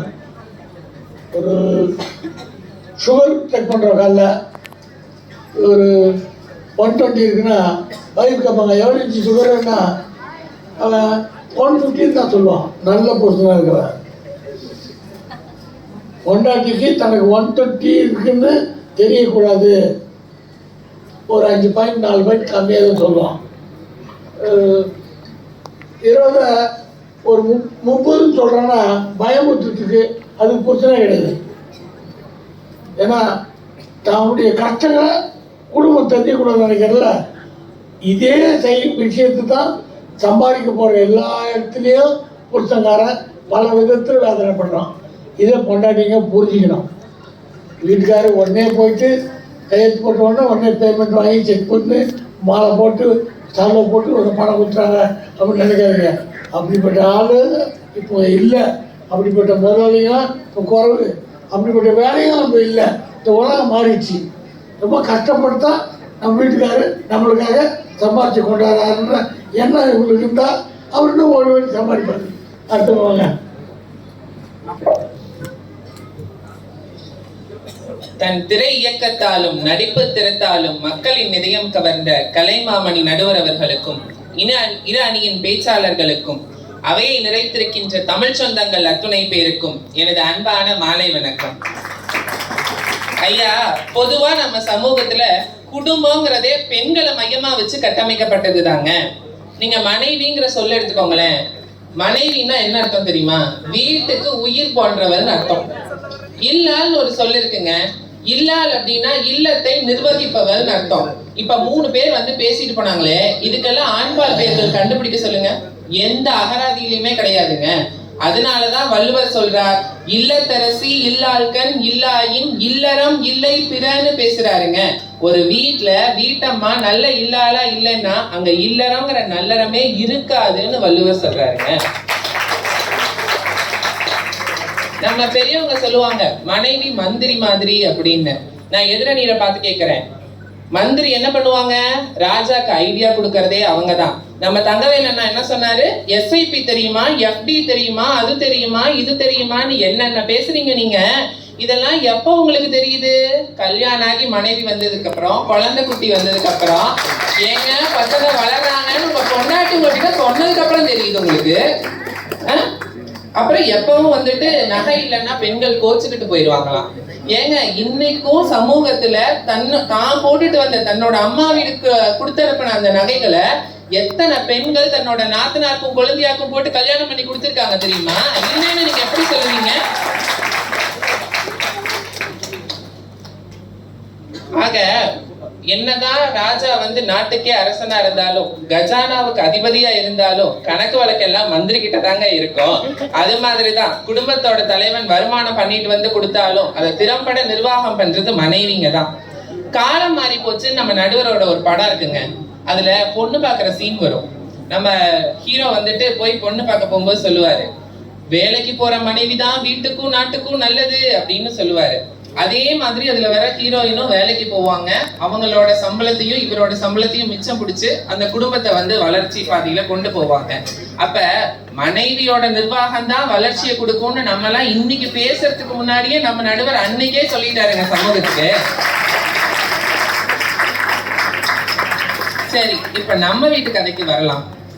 ராக்கப்பண்ணா நிர்வாகம்னா என்னன்னு சொல்லுங்கன்னு கேட்டாரு. இப்ப நான் சொல்றேன் கேளுங்கன்னா, சில வீடுகள்ல ஹஸ்பண்ட் எல்லாம் சஸ்பெண்ட் ஆகி குடியும் குடுத்தனமுமா திரியிற நேரத்துல அந்த வீட்டு பெண்கள் தான் அந்த வீட்டை வந்து கண்ணும் கருத்துமா பாத்துக்குவாங்க. இதுக்கு பேரு தான் நிர்வாகம். அது மட்டும் இல்ல, பெரும்பாலான வீடுகள்ல இப்ப அப்பாவுக்கும் பையனுக்கும் செட்டே ஆகிறது இல்ல. அப்ப அந்த வீட்டுல இருக்க அம்மா தான் என்ன பண்ணுவாங்க அப்படின்னா, அப்பா கிட்ட போய் ஏங்க நம்ம பையனுக்கு பொறுப்பு வந்துருச்சுங்க அப்படின்னு சொல்லுவாங்க. பையன் கிட்ட வந்து, தம்பி உங்க அப்பா உன்னை பத்தி பெரிய கனவெல்லாம் வச்சிருக்காருப்பா அப்படின்னு சொல்லுவாங்க. இப்படி தன்னையே இணைப்பு பாலமா மாத்திக்கிட்டு அந்த குடும்பத்துல ஒற்றுமைங்கிற வளர்ச்சியை வளர செய்யறது யாருங்க? மனைவிங்க தானே. அப்புறம் இப்ப வந்து மனைவியோட நிர்வாகத்துக்கு கீழே ஒரு கணவன் இருக்கான்னா இவங்களுக்கு எல்லாம் ஒத்துக்க மறுக்குதுங்க. சமூகம் சொல்லுது, ஏன் அப்படின்னா பொண்டாட்டி பேச்ச கேட்கிறவன் அப்படின்னு சொல்லிடுங்கிறதுனால இவங்க ஒத்துக்க மறுக்கிறாங்க. நான் சொல்லட்டுமா, எவனோ பேச்ச கேட்டு நாசமா போறதுக்கு பொண்டாட்டி பேச்ச கேட்டு நல்லா இருந்தாதான் என்னங்க தப்பு? உடனே எதிரணியில இருந்து வருவாங்க, இந்த தம்பிக்கு இன்னும் கல்யாணம் ஆகல அதனாலதான் இப்படி எல்லாம் பேசுறாரு அப்படின்னு சொல்லுவாங்க. கல்யாணத்துக்கு முன்னாடியே இந்த உண்மையை புரிஞ்சுக்கிட்டதுனாலதான் நான் இங்க நிக்கிறேன். அப்ப எனக்கு ஒரு மனைவின்னு வந்தா நான் எவ்வளவு நல்லா பாத்துக்குவேன்னு இப்பவே நீங்க யோசிக்கிறேன். அப்புறம் நம்ம அக்கா தான் ஒரு மனைவிங்கிறதையே மறந்துட்டு கலைவாணி அக்கா மனைவிங்க அதை பண்றாங்க இதை பண்றாங்க செலவு பண்றாங்கன்னு லிஸ்ட போடுறாங்க. நான் கேக்குறேன், கணவர்கள் அவங்களோட வருமானத்தை என்னெல்லாம் பண்றாங்க தெரியுமா? அடிக்கடி டூரு ட்ரிப்பு ட்ரீட்னு போறது. அதுவும் எப்படி? ஸ்கூல் ஃப்ரெண்ட்ஸோட ஒரு டூரு, காலேஜ் ஃப்ரெண்ட்ஸோட ஒரு டூரு. போறதோட மட்டும் நிக்கிறது இல்ல, அங்க போனோடனே நம்ம தலைவர் அப்படியே கருடவல்லல் பரம்பரையா மாறிடுவாரு. இப்ப என்ன மச்சான் இன்னைக்கு என்னோட ட்ரீட்டு, வாங்கின காசை பூரா அங்க கறியாக்கிட்டு வர வேண்டியது. அது மட்டும் கிடையாது, ஒருத்தருக்கு கடன் கொடுத்தா திரும்பி வருமா வராதான்னு தெரியாதவங்களுக்கு எல்லாம் கடன் கொடுத்துட்டு ஐயையோ வரலையே அம்மம்மா வரலையேன்னு வீட்டுல வந்து பொண்டாட்டிட்ட புலம்ப வேண்டியது. ஆனா எங்க அக்கா மாருங்க எப்படி தெரியுமா, அரை டம்ளர் சர்க்கரையை கடனா கொடுத்தா கூட ஒரு வாரம் ஆனா அக்கா சர்க்கரை டம்ளர் தரீங்களா அப்படின்னு கேட்டு சர்க்கரையோடு சேர்த்து வாங்கிட்டு வர்றவங்க. நான் எதிரணிக்க ஒரு கேள்வி வைக்கிறேன், இதுக்கு வரவங்க பதில் சொல்லுங்க பார்க்கலாம். உங்களுக்கெல்லாம் வயசானா வருமானம் ஈட்டுறதுல இருந்து ஒரு ரிட்டையர்மெண்ட் இருக்கு. ஆனா இங்க வந்து ரிட்டையர்மெண்ட் ஆகினதுக்கு அப்புறம் உங்களுக்கு அதுக்கான ஓய்வு அப்படிங்கிற ஒரு வேலை இருக்கு. இங்க எந்த மனைவியா இருந்தாலும் தள்ளாத வயசுல முதுமையோட இருந்தா கூட லீவோ ரிட்டையர்மெண்ட்டோ இல்லாம ஹோம் மேனேஜ்மெண்ட் பண்றாங்களா இல்லையாங்க? அப்ப கூட உங்களுக்கு என்னென்ன தேவையோ எல்லாத்தையும் கூட இருந்து பாக்குறது யாரு? உங்களோட மனைவிங்க தான். ஆனா மனசாட்சியே இல்லாம இவங்க எல்லாம் ஒரு வார்த்தை வாயை திறந்து கூட பாராட்டி இருக்க மாட்டாங்க. என்ன பண்றாங்க அப்படிங்கறத ஒரு வார்த்தை வாயை திறந்து கூட பாராட்டி இருக்க மாட்டாங்க. உடனே 5 பேரும் புறப்பட்டு வந்துடுறது. இதெல்லாம் ஒரு பேச்சு, கையில கட்டுறது வாட்சுன்னு. இன்ஃபோசிஸ் தலைவர் நாராயணமூர்த்தி சொல்றாரு ஒரு இன்டர்வியூல, என்னோட மனைவி சுதாமூர்த்தி அவங்க வீட்டு நிர்வாகத்திலையும் பிசினஸ்லயும் எனக்கு சப்போர்ட்டா இருக்கிறதுனாலதான் என்னால இவ்வளவு தூரம் அச்சீவ் பண்ண முடியுதுன்னு அவர் பேசுறாரு. ஆனானப்பட்ட இன்ஃபோசிஸ் ஃபவுண்டரே இப்படி சொன்னா நீங்க எல்லாம் உங்க மனைவியை எப்படி யோசிக்கணும்னு யோசிச்சு பாருங்க. நடுவர் அவர்களே, குடும்பம்ங்கிறது ஒரு பட்டம் மாதிரி, கணவன்கிறது அந்த பட்டத்துல இருக்க கயிறு மாதிரி. ஆனா மனைவிங்கிறவங்க தான் அந்த பட்டத்தையும் பிடிச்சிருக்க கை மாதிரி. வருமானங்கிற காத்து கூட குறைய அடிச்சா கூட அந்த பட்டம் கீழே விழுந்தாலும் கிளியாம காப்பாத்துறது மனைவியாகிய கைதாங்க. ஆகவே குடும்பத்தின் வளர்ச்சிக்கு பெரிதும் காரணம் மனைவியின் நிர்வாகமே என்று கூறி நிறைவு செய்தேன். நன்றி, வணக்கம். ஒருவேளை இன்னும் கல்யாணம் ஆகாதாலும் பேசுறோம், பார்ப்போம், அதையும் பார்ப்போம். அப்புறம்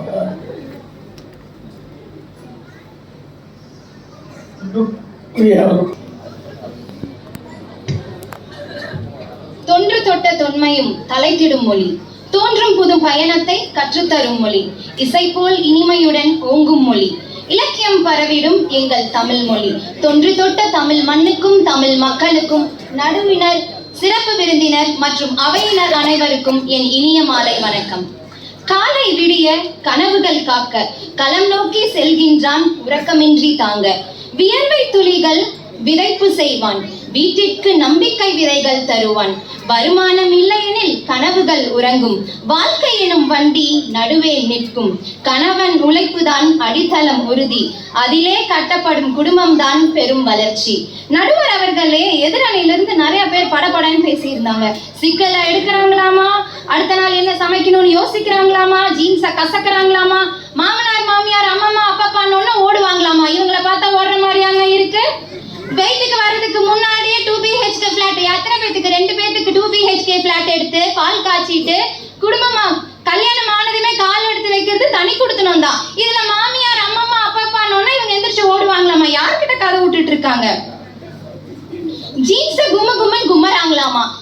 ஒரே ஒரு போனை வச்சுக்கிட்டு ஜொமேட்டோ, ஸ்விக்கி, மீஷோ, நைகா, இன்ஸ்டாமார்ட், ஜெப்டோ இல்லாத ஆப்பே கிடையாது. எல்லா வேலைக்கும் ஆப். ஒரு பட்டன் அமுத்தினா போதும் வீட்டுக்கு வருது டெலிவரி. அதுல ஒருத்தவங்க வந்து வீட்டுல வச்சிருக்காங்க மெய்ட். அந்த அம்மா எதுக்குன்னா அந்த வாஷிங் மெஷின் பட்டன் அமுத்துறதுக்கு.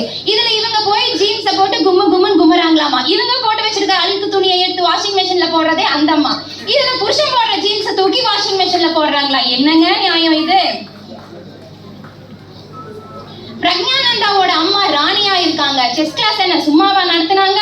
ஃபீஸ் வாங்கி தானே நடத்திருப்பாங்க. எந்தப்பா பணம் கொடுக்காம செஸ் கிளாஸ் உங்களுக்கு சும்மா உங்களுக்கு பண்ணி தராங்க. அப்படி என் பேர் வெளியே வராட்டியும் பரவாயில்ல, என் மகனும் என்னோட மனைவியும் அவங்க தலையிலிருந்து நின்றாலே போதும்னு சொல்லி எல்லா காலகட்டத்திலும் எல்லா சூழலையும் ஒளிந்திருந்து அந்த மகிழ்ச்சியை வந்து அனுபவிக்கிற ஒரே ஜீவன் கணவன்மார்களும் அப்பாக்கள் மட்டும்தானே. நம்ம அது எந்த காலகட்டத்திலையும் நம்ம இல்லைன்னு சொல்ல முடியாதே. அபிராமி தங்கச்சி கேட்டிருந்தாங்க, வீட்டு சாப்பாடு செஞ்சு வச்சுட்டு நம்ம எல்லாம் உண்மையா வாங்க சாப்பாடு செய்யறோம். என்னங்க முயற்சி பேசிட்டு இருக்கீங்க? நியாயத்தை பேசலாம், நியாயத்தை பேசுங்க. நியாயத்தை தானே பேசிட்டு இருக்கோம். இந்த காலகட்டத்துல உண்மையா மருமகள்கள் எல்லாருமே இந்த மாதிரி விஷயத்தை எதுவுமே பண்றது கிடையாது. மாமியார் வீடு புதுசாமா, சமையல் கட்டு புதுசாமா. யாருக்கு புதுசு? மாமியாருக்கு புதுசு. ஓல்டேஜ் ஹோம்ல எங்க போய் சாப்பிடணும், கேண்டீன் எங்கன்னு தெரியறது இல்ல. ஒரு டீ காஃபிக்கு யார்கிட்ட கேட்கணும்னு தெரியறது இல்ல. இவங்க நல்லா சொகுசா மகன் கூட போய் ஒரு தனி கொடுத்தனால நியூக்ளியர் ஃபேமிலி வாழ்ந்துக்கிறாங்க. ஓல்டேஜ் ஃபேமிலியில ஓல்டேஜ் ஹோம்ல மாமனாரும் மாமியாரும் கஷ்டப்பட்டுட்டு கிடக்குறாங்க. இந்த உண்மையை நம்ம இல்லைன்னு வாழ்த்துற முடியுமா? ஜிம்முக்கு போறாங்கன்னு சொல்றாங்க. எங்க ஆளுங்க பண்ணக்கூடிய ஒரே காரியம் ஜிம்முக்கு போறதுதான். அதையும் வேண்டாம்னு சொன்னா எப்படிமா? காலையில 5 மணிக்கு அவங்களாவது எந்திரிக்கிறாங்க, நீங்க அதையும் பண்றது இல்ல. அதுவும் ஜிம்முக்கு போறது எதுக்குன்னு நினைக்கிறீங்க? எங்க ஆளுங்களோட நலனுக்காக இல்ல. உங்களுக்கு இப்பவே உங்களுக்கு எந்த நாளையும் செய்ய முடியறது இல்ல. இன்னும் வயசான காலத்துல சுத்தமா உங்களுக்கு முடியாம போயிடும். அந்த காலத்துலயும் உங்களை நல்லபடியா வச்சு பாத்துக்கணுங்கிற காரணத்துக்காக தான் கணவன்மார்கள் எல்லாருமே ஜிம்முக்கு போயிட்டு இருக்கிறாங்க. சிசிடி பத்தி ஒரு விஷயம் பேசியிருந்தாங்க. அந்த லைக் சிசிடியோட எம்டி வந்துட்டு அந்த அம்மா வந்து ரொம்ப நல்லபடியா ஒரு நிறுவனம் செஞ்சு அந்த தொழிலை வந்து ரொம்ப முன்னாடி கொண்டு வந்தாங்க. அவங்களுக்கு அந்த திறமை எங்க இருந்து வந்திருக்கும்னு நினைச்சிருக்கீங்க? பல ஆண்டு காலம் தன் கணவன் அந்த நிர்வாகத்தை எப்படி எடுத்துட்டு போயிருக்காரு, அதுல என்ன சூழ்ச்சிகள் இருக்குங்கிறத கூட இருந்தே கத்துக்கிட்டு அந்த திறமையை அதுல பயன்படுத்தினால மட்டும்தான் அந்த பெண்ணால அந்த சிசிடியை வந்து மறுபடியும் இன்னொரு நிலைமைக்கு கொண்டு வர முடிஞ்சு. இல்லைன்னு சொல்லி நம்ம யாரும் மறுக்க முடியாதே. கணவன்கிற பேருக்கு அர்த்தம் இல்லையா? எங்களுக்கு அர்த்தம் இல்லாமையே போயிட்டு போகுது.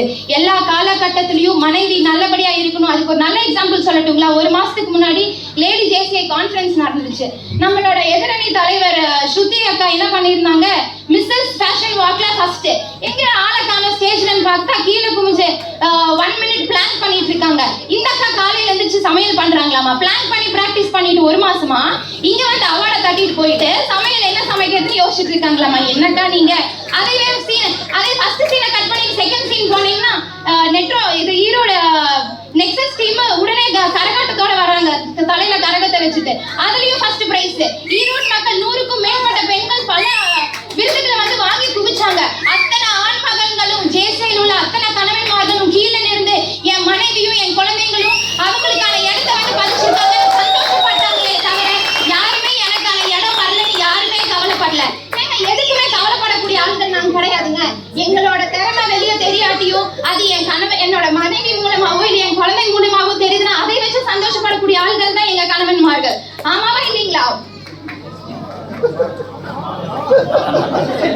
டூருக்கு போறாங்க, ட்ரிப்புக்கு போறாங்கன்னு சொல்றாங்க. ஏமா அதுக்காவது நிம்மதியா விடுவீங்களாக்குன்னு பார்த்தா அதையும் ஜிபிஎஸ் வச்சு ட்ராக் பண்ணிக்கிறீங்க. இருக்கீங்க. உங்ககிட்ட ஏதாவது ஒண்ணு ஏமாத்திட்டு போக முடியுதா? எங்க போய் நான் டூருக்கு போறது, ட்ரிப்புக்கு போறது? ரிட்டையர்மெண்ட் எங்களுக்கு ரிட்டையர்மெண்டே கிடையாதம்மா. நீ எப்ப கல்யாணம் பண்ணி வீட்டுக்குள்ள வந்தியோ அப்பறதே உனக்கு ரிட்டையர்மெண்ட் தான். இனி இப்ப ரிட்டையர்மெண்ட் இருந்தா என்ன, ஓல்ட் ஏஜ்ல ரிட்டையர்மெண்ட் இருந்தா என்ன? சரி அப்படிதான் நீங்க இவ்ளோ நியாயம் பேசுறீங்கல்ல.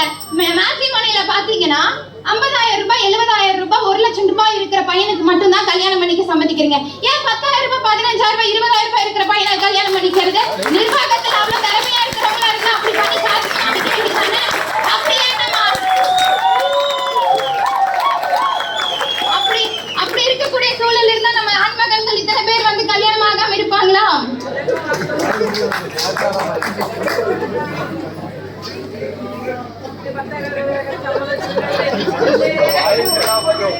இல்லை என்ற சொல்லை இல்லாமல் ஆக்கியதும் இருந்தும் இல்லாமல் இருப்பதும் ஒரு கணவன் தான். எந்த ஒரு சூழலும் இல்லைங்கிற வார்த்தை அந்த கணவன் கிட்ட வராது.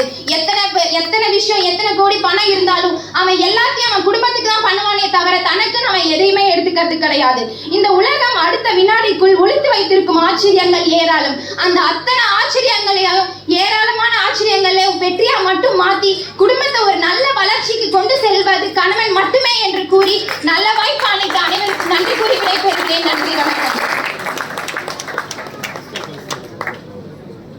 எமோஷனல் ஸ்பீச்சு நம்ம மனசெல்லாம் இருக்கு, பேச முடியல, பேச தைரியம் இல்லை நமக்கு. அவங்க ஸ்டார்ட் பண்ணாங்க, அவங்களால நிறுத்த முடியல, அந்த அளவுக்கு வந்துச்சு.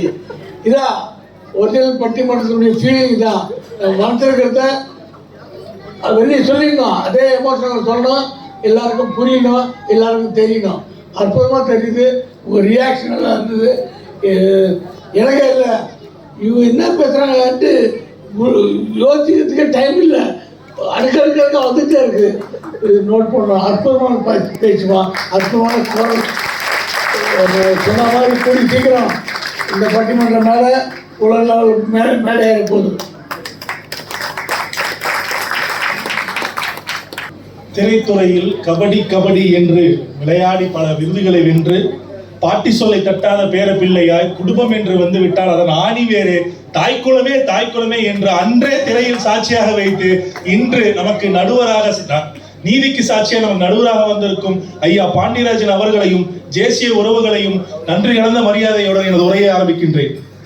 குடும்ப வளர்ச்சிக்கு பெரிதும் காரணம் கணவனின் வருமானமா அல்லது மனைவியின் நிர்வாகமா? இந்த தலைப்பை கொடுத்த உடனே எனக்குள்ள ஒரு மாதிரி ஆயிடுச்சு. ஐயோ எப்படா பேசுறது? பொதுவா இந்த மாதிரி தலைப்புல எல்லாம் வந்து ஆண்கள் சைட்ல ஆண்கள் பேசுவாங்க, பெண்கள் சைட்ல பெண்கள் பேசுவாங்க. நாம கணவனா இருந்துகிட்டு எப்படா மனைவி பக்கம் பேசுறதுன்னு உள்ளுக்குள்ள ஒரு நெருடல், ஒரு கர்வம் வேற, வாய்ப்பு இல்ல, ஒரு கர்வம் வேற நடுவர். எப்படா நாம தான் சம்பாதிக்கிறோம், எப்படி விட்டு கொடுத்து பேசுறதுன்ட்டு. சரி, நம்ம அணி தலைவி எங்களுடைய பேச்சு அரசி ஸ்ருதி அவங்க கிட்டையும், எங்களுடைய பீரங்கி பேச்சாளர் எங்களுடைய அவங்க கிட்டையும் பேசலாம்னு சொல்லி கான்ஃபரன்ஸ் கால தெரியாம போட்டுட்டேன். சும்மா 20 நிமிஷம் வச்சு செஞ்சுட்டாங்க. கதற என் புருஷன் என்ன பண்ணாருன்னு தெரியுமா, என் வீட்டுக்காரர் என்ன பண்ணாருன்னு தெரியுமான்னு மாறி மாறி மாறி மாறி சொன்னதுல கடைசியா எனக்கு ஒரு விஷயம் என்ன தோணுச்சு அப்படின்னா, நாமெல்லாம் உண்மையாலுமே நாம தான் குடும்பத்தை காப்பாத்துறோமா இல்ல இவங்க காப்பாத்துறாங்கன்னு எனக்குள்ளேயே ஒரு சந்தேகம் வந்துருச்சு. அப்ப முடிவு பண்ண, சரி இப்ப நம்ம நியாயத்தின் பக்கம் நின்று பேசி ஆகணும்னு சொல்லிட்டு அதனால இங்க வந்து நின்று நான் பேசுறேன். நாங்க டிஸ்க்ளைமர் போட்டு பேசுறவங்க கிடையாது, நியாயம் எங்க இருக்கோ அந்த பக்கம் நின்று பேசுறதா எங்க அணியோட பக்கம் அப்படின்னு. ஒரு கொஞ்ச நாளைக்கு முன்னாடி என் போன் உடஞ்சு போச்சு. உடஞ்சு போனேன்னே சரி புது போன் வாங்கலாம்னு இமீடியட்டா ஆர்டர் பண்ண 30,000 புது போனும் வாங்கிட்டேன். அப்ப என் ஒய்ஃப்ட்ட கேட்டேன், நான் உனக்கு புது போன் வாங்கவா அப்படின்னு கேட்டேன். எனக்கு எதுக்குங்க போனு, நீங்க தான் 4 இடத்துக்கு போறீங்க, 4 பேரை பாக்குறீங்க, 4 இடத்துல பேசுறீங்க, நீங்க நல்ல போனா வச்சுக்கோங்க அப்படின்னு சொல்லி அவங்க சொன்னாங்க.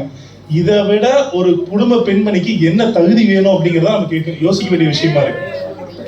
இன்னொன்னு, அந்த போனு உடஞ்சி சர்வீஸ் கொடுக்கணும் அப்படின்னு சொல்லும்போது 3 நாளா சர்வீஸ் கொடுக்காத நானு 4வது நாள் நானே காலைல எந்திரிச்ச உடனே அந்த போனை கொடுமா, கொண்டு போய் நான் சர்வீஸ் கொடுத்துறேன் நானே கேட்டேன். காரணம் என்ன தெரியுமா, 3வது நாள் நைட் லேட்டா வீட்டுக்கு போயிட்டு போன் பண்ணா அவங்களை கூப்பிட முடியலையே அப்படிங்கிறது தெரிஞ்சதுக்கு அப்புறம் தான் போய் கொடுக்குறேன். அதனால அடுத்த நாள் காலைல கேட்டா, உங்களுக்கு வந்தா ரத்தம், எங்களுக்கு வந்தா தக்காளி சட்னியா அப்படின்ட்டு. பொதுவா இதுல எல்லாத்தோட ஹைலைட் என்ன அப்படின்னா, கணவன்மார்கள் இருக்க நாங்க கஷ்டப்பட்டு சம்பாதிக்கிற பணத்தை, வேர்வை செஞ்சு சம்பாதிக்கிற பணத்தை வீட்டுக்கு நல்லா செலவு பண்றோமோ இல்லையோ, ட்ரீட்டுக்கு நல்லா செலவு பண்ணுவோம். கார் வாங்கினா ட்ரீட்டு, பைக் வாங்கினா ட்ரீட்டு, லவ் ஓகே ஆனா ட்ரீட், பொண்ணு பார்த்தா ட்ரீட், இப்படி ட்ரீட்னு சுத்த வேண்டியது கடைசியா ட்ரீட்மெண்ட்னு சொல்லி டாக்டர் பின்னாடி போய் இருக்கிறது எல்லாத்தையும் அழுக வேண்டியது. இது பார்த்தா அதுக்கு டாக்டர் வேற தீட்டுன்னு அவரு தீட்ட அதுக்கும் சேர்த்து அழுக வேண்டியது. எல்லாம் முடிச்சு மருந்து வாங்கிட்டு வந்துருவோம். அதையாவது ஒழுங்கா சாப்பிட்றோமா? வேலைன்னு சொல்லி வேலைக்கு வேலை சாப்பிட வேண்டிய மருந்தை சாப்பிடாம விட்டு மறுபடியும் டாக்டர் கிட்ட போய் அழுக வேண்டியது. எங்க ஆளுங்களை பொறுத்த வரைக்கும் ரெண்டே விதம்தாங்க, ஒண்ணு ஒர்க்கஹாலிக்கு, இல்லைன்னா ஆல்கஹாலிக்கு. பொதுவா ஒரு நிறுவனம் வளரணும் அப்படின்னா ரெண்டு விஷயம் தேவை. ஒன்னு எக்ஸ்பென்ஸ் மேனேஜ்மெண்ட், இன்னொன்னு ரிசர்ச் மேனேஜ்மெண்ட். இந்த வகையில நம்ம மனைவிகளை பாராட்டணும். ஏன் தெரியுங்களா? அவங்க இந்த படத்துல வந்த மாதிரி தான், காலையில இட்லி மீதி ஆயிடுச்சுன்னா அதை அடுத்த நாள் உப்புமா ஆக்குறது, பழைய சோறு மிஞ்சி போச்சு சோறு மிஞ்சிருச்சுன்னா அதை பழைய சோறு ஆக்குறது, அதை வடகமா மாத்துறது. இந்த வடகத்தை செய்யும் பொழுது நான் போய் உட்காந்துக்கிட்டு என்ன சொல்லுவேன்னா, ஏன்டி உனக்கு இந்த வீணாத வேலை அப்படின்னு நான் சொல்ல வேண்டியது. அடுத்த நாள் சாப்பாட்டுக்கு தொட்டுக்கிறதுக்கு எதுவுமே இல்லை அப்படின்னா அந்த வடகத்தையாவது கொஞ்சம் பொறிச்சு கூட அப்படின்னு சொல்லி வாய் கூசாம போயிட்டு கேட்பேன் அவங்க கிட்ட. அவங்களும் மேலையிலையும் பார்த்து நேத்து நீ என்ன பேச்சு பேசின, இன்னைக்கு வந்து நீ இதை கேட்கறியா அப்படின்னு கேட்பாங்க. இது மட்டும் இல்லாம இந்த மாதிரி சின்ன சின்ன விஷயங்களை சேமிப்ப ஆரம்பிக்கிறவங்க அவங்க தங்கத்துல வந்து கேட்கறாங்க. எல்லாரும் சொல்றாங்க என்னன்னா தங்கம் கேட்கறாங்க, நகை கேட்கறாங்க, அவங்கள்ட்ட இருந்தா உடனே நகை வாங்காம இருக்க மாட்டேங்கிறாங்க அப்படின்னு சொல்றாங்க. வாழ்க்கை ஒரு வட்டங்கிறத புரிஞ்சுக்கிட்டு தெளிவா புரிஞ்சுக்கிட்டு பெண்கள் மட்டும்தான். ஏன்னா இன்னைக்கு நம்ம கேட்கறோன்னு புருஷன் தங்கம் வாங்கி கொடுப்பாரு, நாளைக்கு தனக்கு கஷ்டம்னு சொல்லிட்டு அந்த தங்கத்தை திருப்பி வாங்கிட்டு போவாருங்கிறது அவருக்கு தெரியும். நாங்க தங்கம் வாங்குறதே எதுக்கு அவங்க வாங்குறாங்கன்னா நம்மளோட தன்மான சிங்கி தலை குடிச்சிடக்கூடாதுங்கிறதுக்காண்டி தான் அந்த தங்கத்தை வாங்கி கொடுத்து வைக்கிறாங்க. தீபாவளி ரம்ஜான் வந்துட்டா போதும், இந்த பெண்கள் காலையில எந்திரிச்சு 4 மணிக்கே எந்திரிச்சு செய்ய வேண்டிய விஷயங்கள்லாம் செஞ்சிருவாங்க. அதுலயும் ரம்ஜான் வந்துருச்சுன்னா எங்க அம்மா எல்லாம் பாவம் 4 மணிக்கே எந்திரிச்சு பிரியாணி ஆக்கிறதுக்கு உண்டான எல்லா வேலையும் செய்ய ஆரம்பிச்சிருவாங்க. இதுக்கு நடுவுல காலையில இருந்து மதியம் வரைக்கும் பிரியாணி ரெடியாகிற வரைக்கும் வீட்டுல இருக்கிற பெருசுங்கள்ல இருந்து பொடுசுங்க வரைக்கும் எல்லாத்துக்கும் டீ காஃபி டிஃபன் எல்லாமே செஞ்சு கொடுத்து கடைசியா நல்லா இருக்கு நாங்க எல்லாம் 4 தடவை சாப்பிடுவோம். சாப்பிட்டு முடிச்சதுக்கு அப்புறம் மீதி இருக்கக்கூடிய கொஞ்சோண்டு பிரியாணி இருந்தா சாப்பிடுவாங்க, இல்லைன்னா சாப்பிடாம கூட படுத்துக்குவாங்க. மொத்த உறவுகளையும் நல்லா இருக்குன்னு நினைக்கக்கூடிய அந்த ஒத்த உறவு அடுப்பறைகள் மட்டும் தான் உட்கார்ந்துட்டு இருக்கோம். இதை விட உறவுகளை எப்படி மேனேஜ் பண்ண முடியும்னு நினைக்கிறீங்க? இந்த மாதிரி சிறு சேமிப்புலையும் இந்த மாதிரி உறவுகளை மேனேஜ்மெண்ட்லையும் பண்ணும் பொழுது ஒரு நிறுவனமே வளர்ச்சி அடையும் போது குடும்பம் வளர்ச்சி அடையாதா? ஒரே ஒரு கேள்விதான் கேட்கணும்னு நினைக்கிற எதிரிகளை பார்த்து, ஒரு நாள் நீங்க மனைவியா இருந்து பாருங்க, அவங்களோட கஷ்டம் என்னங்கிறது உங்களுக்கு தெரியும். ஜார்க்கண்ட் மாநிலத்துல ஒரே ஒரு விஷயத்த சொல்லி பெரிய முடிச்சுக்கிறேன். ஜார்க்கண்ட் மாநிலத்துல ராஜ்புராங்கிற நகராட்சியில 30 வருஷமா ஒருத்தங்க வந்து துப்புரவு பணியாளராக வேலை செஞ்சுட்டு இருக்காங்க. ரொம்ப சின்சியரான ஒரு பர்சன். அவங்க கடைசியா ரிட்டையர் ஆகும்போது ஒரு பிரிவு உபச்சார விழா நடத்தலாம் அப்படின்னு சொல்லி சின்னதா நடத்தணும்னு பிளான் பண்றாங்க. அப்படி நடத்தும் பொழுது பார்த்தா திடீர்னு பார்த்தா பீகார் மாநிலத்திலிருந்து ஒரு டிஸ்ட்ரிக்ட் கலெக்டர் வராரு, அப்புறம் ஒரு கார் வருது, ஒரு இன்ஜினியர் வராரு, அப்புறம் ஒரு கார் வருது, டாக்டர் வராருன்னு சொல்றாங்க. சரி ஃபங்க்ஷன் எல்லாம் சிம்பிளா போகும்போது சரி வந்துட்டு கலெக்டர் பேச சொல்லலாம் அப்படி சொல்லும் பொழுது அந்த கலெக்டர் போய் அங்க பேசுறாரு. என்ன பேசுறாருன்னா, இந்த அம்மாவை சுமித்ரா தேவி அம்மா உங்க எல்லாருக்கும் துப்புரவு பணியாளராக தெரியும், ஆனா இந்த அம்மா கணவனால கைவிடப்பட்டு தன்னோட 3 குழந்தைகளை படிக்க வச்சு அந்த 3 குழந்தைகள்ல முதல் குழந்தை வந்து பாத்தீங்கன்னா ஒரு இன்ஜினியர் ஆயிருக்காரு, 2வது குழந்தை டாக்டர் ஆயிருக்காரு, 3வது குழந்தை ஒரு மாவட்டத்துடைய கலெக்டர் ஆகி உங்க முன்னாடி எல்லாம் பேசிட்டு இருக்காருன்னு சொன்னாங்க. இங்க எந்த கணவனுடைய வருமானம் கை கொடுத்துச்சு? அவங்களோட குடும்ப நிர்வாகத்தால கை கொடுத்துச்சு. ஆகையால குடும்ப வளர்ச்சிக்கு பெரிதும் உதவுவது மனைவியின் நிர்வாகமே அப்படிங்கிறத தீர்ப்பளிக்குமாறு கேட்டுக்கொண்டு நன்றி வாய்ப்படுத்தமைக்கு விடை கூறுகிறேன். நன்றி, வணக்கம்.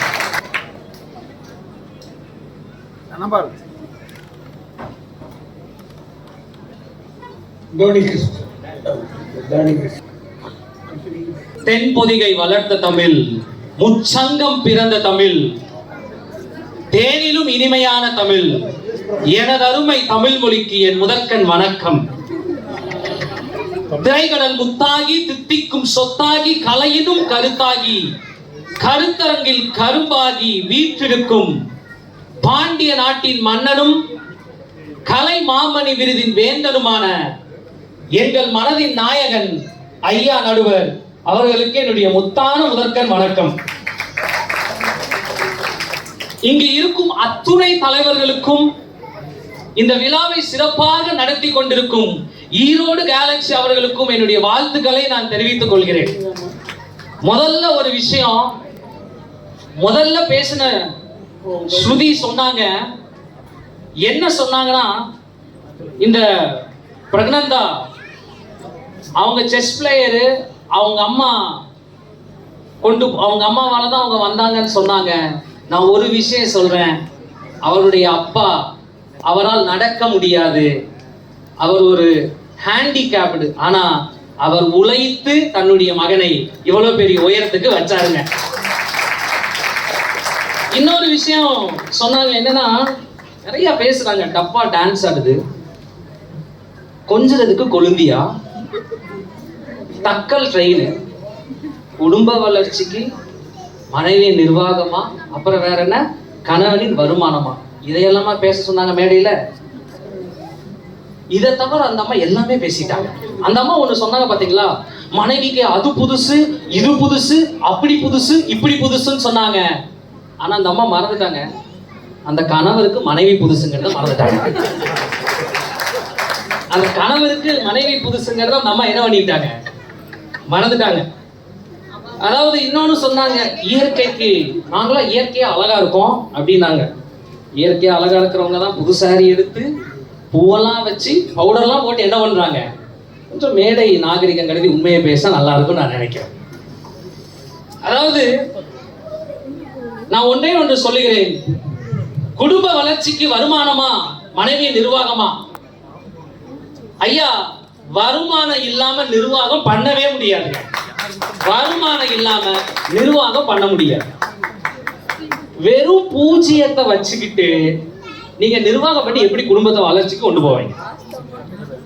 என்னுடைய கேள்வி அதுதாங்க.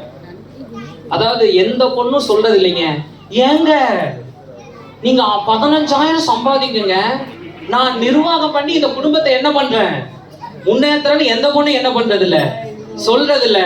ஆனா கணவன்மார்கள் சொல்றாங்க, இந்த குடும்பத்திற்காக நான் உழைத்து அடுத்த கட்ட வருமானத்தை என்ன பண்ணா நான் முன்னேற்றணும் இந்த கணவன்மார்கள் சொல்றாங்க. அதுதான் உண்மை. நிர்வாகம் இல்லாம நீங்க வருமானம் இல்லாம நிர்வாகம் பண்ணவே முடியாது. வருமானம் தான் முக்கியம். அதற்கப்புறம் தான் என்னன்னு சொல்றதுன்னா நிர்வாகம். இன்னைக்கு 90% குடும்பத்துல நிர்வாக பிரச்சனை இருக்கா வருமான பிரச்சனை இருக்கான்னு கேட்டீங்கன்னா வருமானம் தான் பிரச்சனை. ஏன்னா வருமானம் இருந்தாதான் நிர்வாகம் பண்ணி குடும்பத்தை மேல கொண்டு போக முடியுமே தவிர எந்த குடும்பத்திலையும் நிர்வாக பிரச்சனை அப்படிங்கலாம் கிடையாதுங்க. வருமானம் எல்லாத்துக்கும் அடுத்த கட்டத்துக்கு என்ன பண்ணணும், வருமானத்தை அடுத்தடுத்த நிலைக்கு கொண்டு போக வேண்டும் என்பதுதான் எல்லாருடைய ஆசை. வருமானம் இல்லாம என்ன பண்ண முடியாதுன்னா, ஏங்க வருமானம் இருந்துச்சுன்னா வளர்ச்சி இருக்கும். நிர்வாகத்தினால ஒரு விஷயத்தை மெயின்டைன் பண்ண முடியும், மல்டிப்ளை பண்ண முடியாது. ஆனா வருமானத்தினால் ஒரு விஷயத்தை என்ன பண்ண முடியும்னா மல்டிப்ளை பண்ண முடியும். ஒரு அப்பா அம்மா இருக்காங்க, அவங்களுக்கு 3 பசங்க இருக்காங்க. ஒரு அப்பா அம்மா 3 பசங்க. நல்லா புரிஞ்சுக்கோங்க, அந்த 3 பசங்களை கஷ்டப்பட்டு படிக்க வச்சாங்க. அந்த 3 பசங்களும் வெளிநாட்டுக்கு போனாங்க, லட்சங்கள்ல சம்பாதிச்சாங்க. அந்த குடும்பம் வளர்ச்சி அடைஞ்சிச்சு.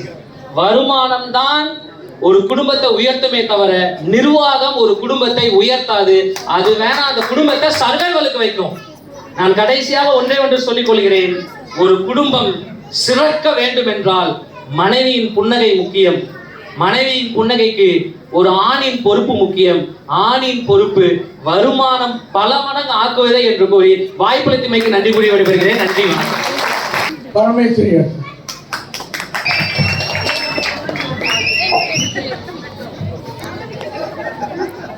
வருமானம் உழைச்சு ஓடா தேஞ்சு வந்திருக்கும் கணவன்மார்களே, நிர்வாக திறமையால் எல்லா வேலையும் அசால்ட்டா ஜம்முன்னு முடிச்சிட்டு கம்முன்னு வந்திருக்கும் மனைவிமார்களே, இப்பயே எங்க வெற்றி தீர்ப்பை எழுதி கொண்டிருக்கும் நடுவர் அவர்களே, மனசாட்சியை வீட்லயே கழட்டி வச்சுட்டு வந்திருக்கும் எதிரணிகளே, மற்றும் என் ஜோன் 17 சொந்தங்கள் அத்தனை பேருக்கும் என் அன்பான வணக்கங்கள்.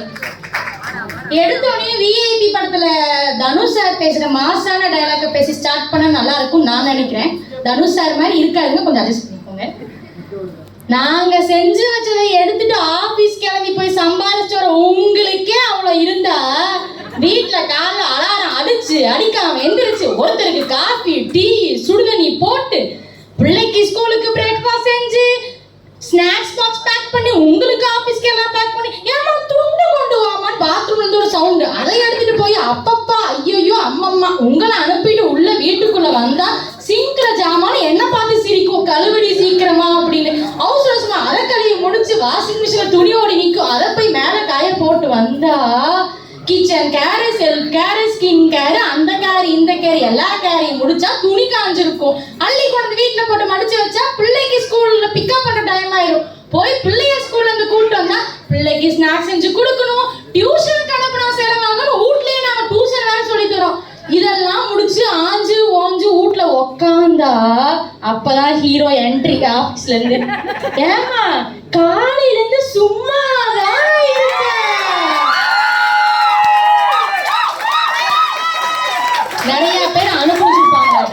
ஆனா அப்ப வரும் பாருங்க கோவம் அடிச்சு துவைச்சு தூக்கி போடுறாங்க. கோவப்பட மாட்டோமே, ஏன்னா நாளைக்கு கடை ரொட்டியை நாங்க தான் பண்ணணும். அப்படியும் அவர் படுத்துட்டாருன்னா நம்மள சாகடிச்சிருவாரு இல்லையா, அதையும் நம்மளால வேலை செய்ய முடியாது. இதெல்லாம் சகிச்சுக்கிட்டு செய்யறவனா சார் மனைவி. நீங்க ஹீரோவா இருந்தாலும் அந்த படத்துக்கு கதை, திரைக்கதை, வசனம், இயக்கம் எல்லாம் நாங்க தான் சார். நாங்க இல்லைன்னா ஹீரோ ஜீரோ தான். நம்ம அணித்தலைவர் கேட்டா ராக்கப்பண்ணே யாராவது நிர்வாகம் என்னன்னு சொல்லிட்டு போங்க அப்படின்னு. சிம்பிளா சொல்றேன், மனைவி தான் மாவு மேனேஜ்மெண்ட்ல இருந்து மல்லிகை ஜாமான் மேனேஜ்மெண்ட் வரைக்கும் நாங்க தான் பண்ணுவோம். மாவு மேனேஜ்மெண்ட்னா என்னன்னு கேக்குறீங்களா? Simple sir. மாவாட்டின அன்னைக்கு இட்லி சுடுவோம், அடுத்த நாள் தோசை சுடுவோம். அதே லைட்டா புளிச்சிருச்சா வெங்காயத்தை கட் பண்ணி கேரட் உள்ள போட்டு பணியாரம் சுடுவோம். சுட்டது புளிச்ச மாவு பணியாரமே தெரியாம ரீல்ஸ பார்த்து தின்னுட்டு போயிட வேண்டியது ஆபீஸுக்கு கிளம்பி. இதுல எதுக்கு சார் இவ்ளோ பேச்சு? அம்மா நீ ரொம்ப வீட்டுக்கார குறை சொல்லிட்டே இருக்கம்மா, நீங்க திட்டுறது என் காதுல கேட்குது. அன்னைக்கு அப்படிதாங்க கறி கடைக்கு போய் கறி வாங்கி வேணும்னு அனுப்புனா, நான் கறி கடைக்கு போனேன்னா எனக்கு என்ன வேணுங்கிறது நான் வாங்கிட்டு வருவேன். ஆனா என் புருஷன் கறி கடைக்கு போனா கறி கடைக்காரருக்கு என்னெல்லாம் வேண்டாமோ அதெல்லாம் 1 கிலோ பேக் பண்ணி வீட்டுக்கு வாங்கிட்டு வருவாரு. ஏங்க இப்படி வாங்கிட்டு வந்திருக்கு, என்ன வாங்கிட்டு வந்திருக்க அப்படின்னு கேட்டோம்னா எனக்கு ஒன்னும் தெரியாதுப்பாங்கிற. கல்யாணம் 8 வருஷம் ஆச்சுங்க, தெரியலங்கிறது. என்ன மட்டும் என்ன எங்க அம்மா அண்ணா யூனிவர்சிட்டியில 5 வருஷம் கோர்ஸ் முடிச்சு அனுப்பிச்சுட்டு இருக்காங்க குடும்பம் நடத்துறது எப்படின்னு. நாங்களாம் கத்துக்கலையா? நான் கேட்கறேன், இல்ல புரியல எனக்கு. சும்மா வாய் இருக்கிறதுக்காக வாய்க்கு வந்தபடிலாம் பேசக்கூடாது. ஒரு காய் வாங்க தெரியல உங்களுக்கு, எதுக்கு ஒரு வாய் உங்களுக்கு? நான் கேட்கறேன். நம்ம ராக்கப்பண்ணனுக்கு கண்டென்ட் இல்லையா இருக்கு, ரொம்ப தேடி பார்த்திருக்காரு, கண்டென்ட் கிடைக்கல. உடனே சன்ஃப்ளவர் ஆயில் வாங்க தெரியுமா, மரபுசார் உணவு. அண்ணே டாபிக்க படிச்சீங்களா இல்லையா நீங்க? எனக்கு புரியல.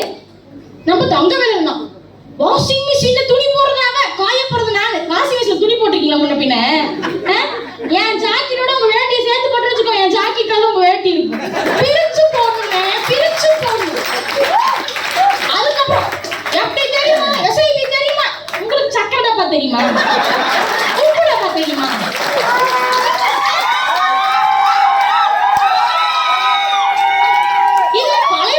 எனக்கு இவர் ஆண்கள் பேசிட்டு மன்னிச்சு விட்டுறாங்க, எப்பயுமே அப்படித்தான் பேசிட்டு போறாங்க. ஆனா அந்த கலைவாணி அக்கா பேசினாங்க பாருங்க, ஃபாரினில் போய் ஒர்க் செய்கிறார்கள்.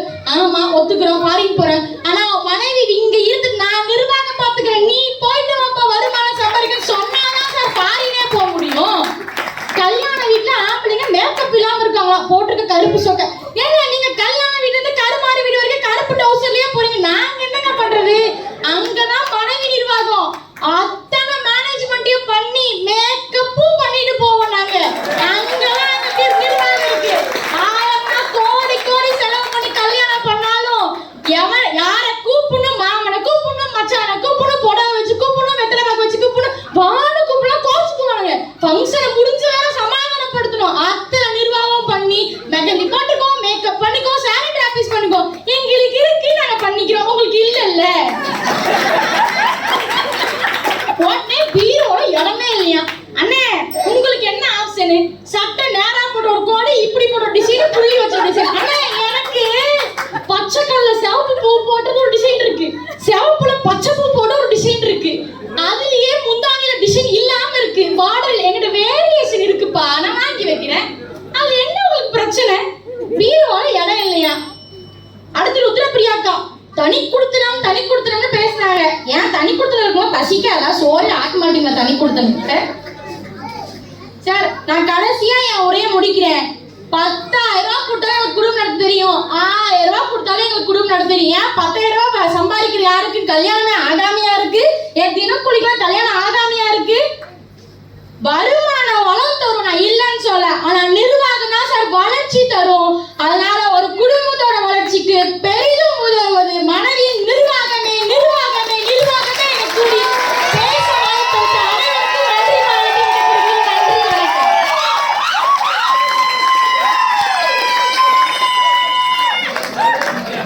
மைக்கு கொஞ்சம் பிடிச்சி வைங்க, மைக்கு உதறது மைக் ஆகுது. இதான் பேச்சு.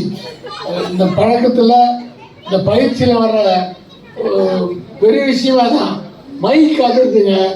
அவங்க தங்குதல் இல்லாமல் அந்த துணி, அந்த எந்த விஷயத்தை அழுத்தி பேசணும், எது உங்களுக்கு புரியணும், எங்கே ஹியூமர் இருக்கு, எல்லாத்தையும் பகுத்து பேசுகிறாங்க. அற்புதமான பேச்சு. பட்டிமன்றம்னா அவங்ககிட்ட கற்றுக்கணும். அப்படின்னா இப்போ 2வது சுற்றுக்கு அணித்தலைவர் அவங்க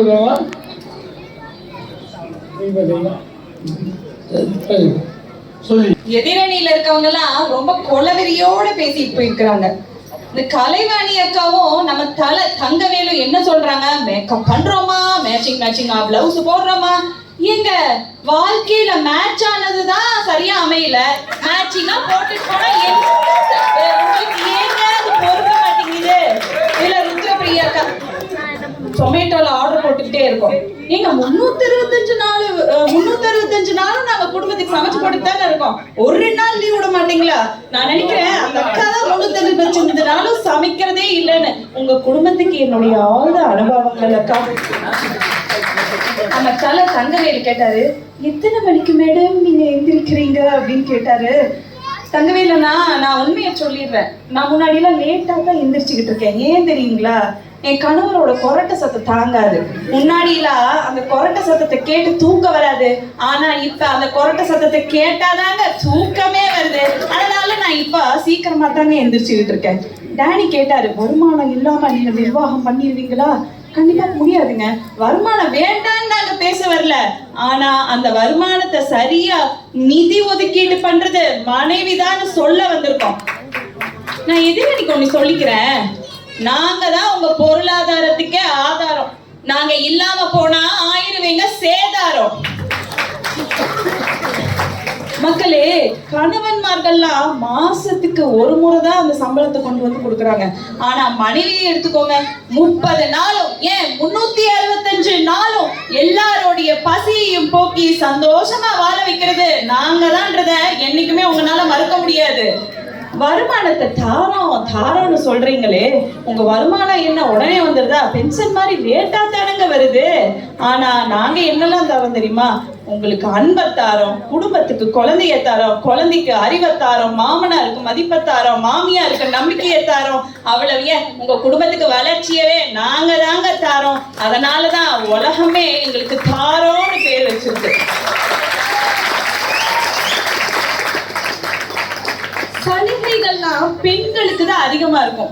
ஏன் சொல்லுங்க? ஏன்னா காசை ஆண்கள் கிட்ட கொடுத்தா தண்ணியில போயிடும், பெண்கள் கிட்ட தான் கொடுத்தாதான் அது குடும்பத்துக்கு வந்து சேருங்கிறது கவர்மெண்ட்டுக்கே தெரிஞ்சிருக்கு. பாவம் எதிரணிக்கு தெரியலையா இருக்குது. நீங்க சம்பாதிக்கிறீங்க, ஆனா அது தேவையில்லாம விரயம் பண்றதும் நீங்க தான்.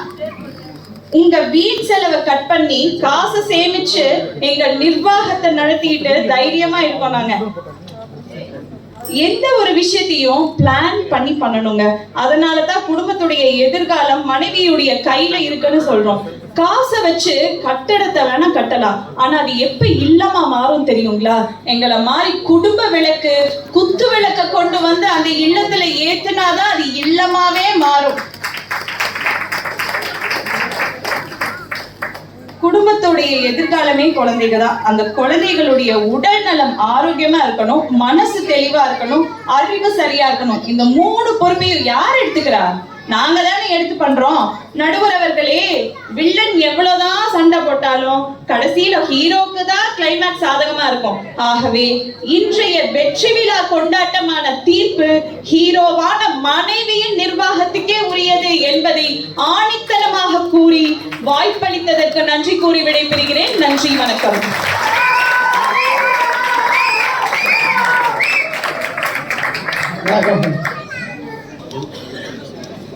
சரி, ஒரு பஞ்சாயத்தை முடிவு கொண்டு வந்துடலான்னு பார்க்குறேன். லாஸ்ட் 5 வருஷம் யூடியூப் எடுங்க, அத்தனை பாயிண்ட் இருக்கும். கீழே ஏன் தெரியுமா இவ்வளோ கிளாப்ஸும் வருது?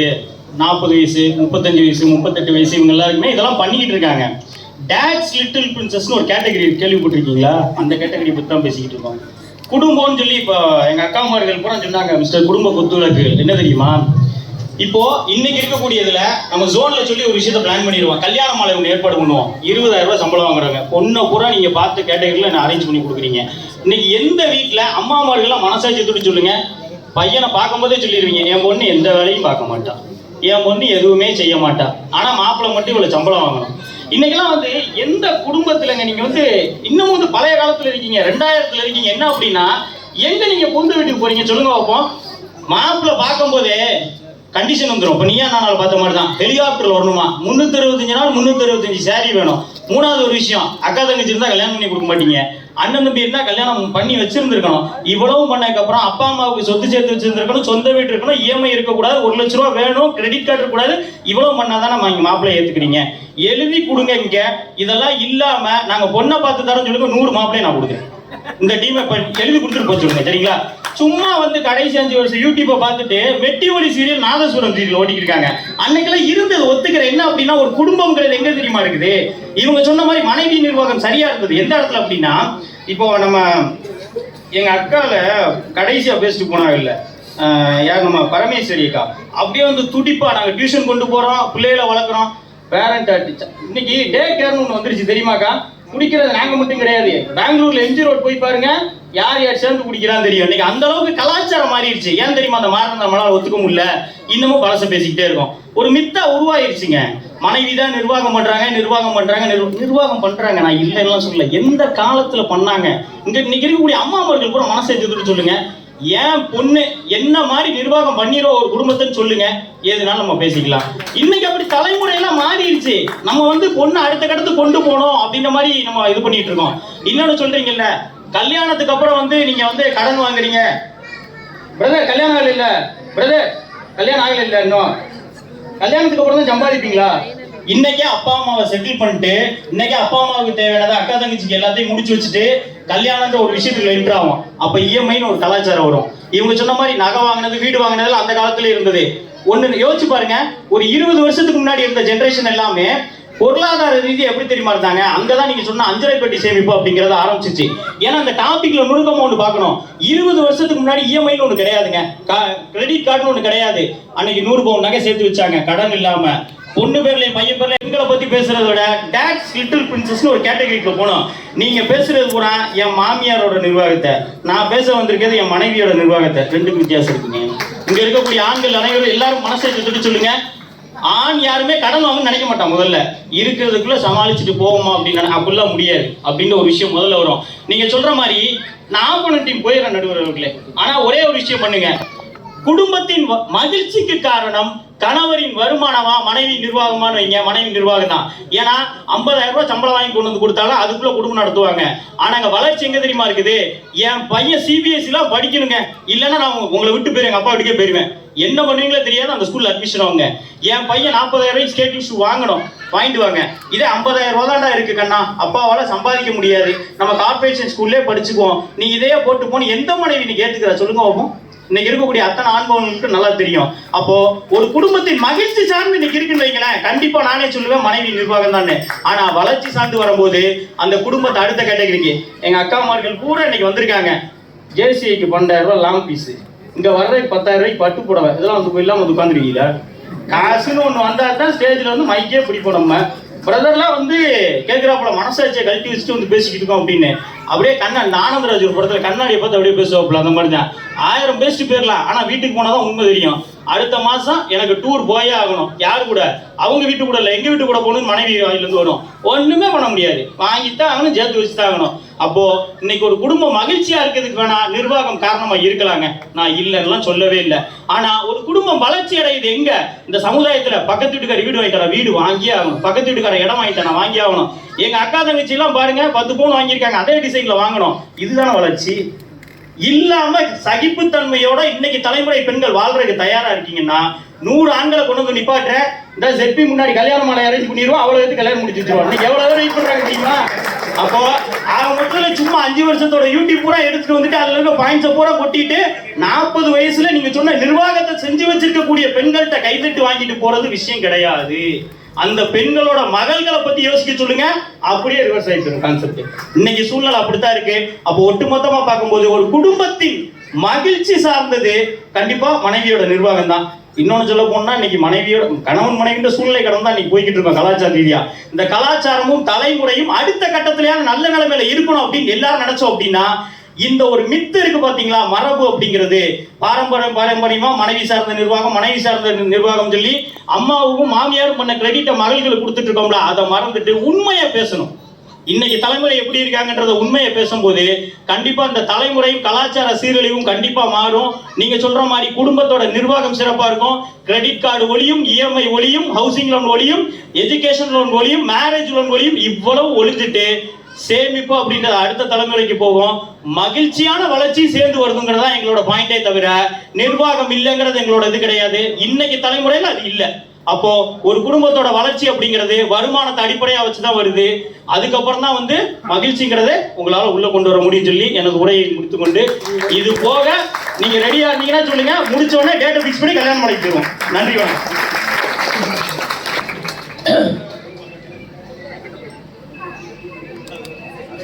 எல்லாம் உறக்க நல்லா பேசிட்டாங்க.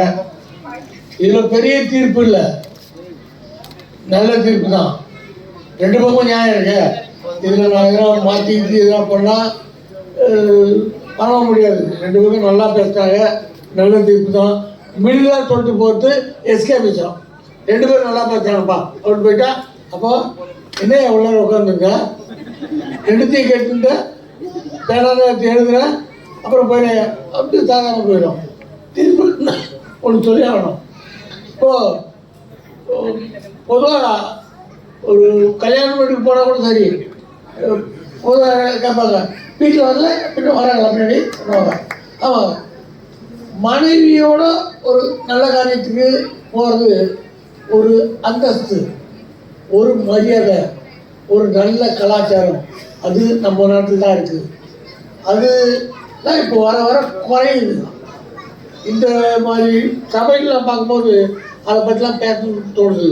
இந்த டாபிக்லாம் வரும்போது நாங்கள் வருமானம் பெருசா, நிர்வாகம் பெருசா, இப்பெல்லாம் போட்டிலாம் மட்டும் பெருசால, அதில் அந்த டாபிக்லாம் அடிபடுறாங்க. இந்த கல்ச்சர்லாம் மீறுறது இருக்குல்ல, அது எல்லாம் இதில் பூந்துற போதுன்னு சங்கமாக இருக்குது. இது ஈஸியாக தான். வருமானம் அதிகமாக இருந்தால் புருஷன் நல்லவரா, வருமானம் கம்மியாக இருந்தால் புருஷன் கம்மியானவரா? அதெல்லாம் இல்லை, அவருக்கேற்ற வருமானம் வருது, அதுக்கு நிர்வாகம் பண்ணுறாங்க.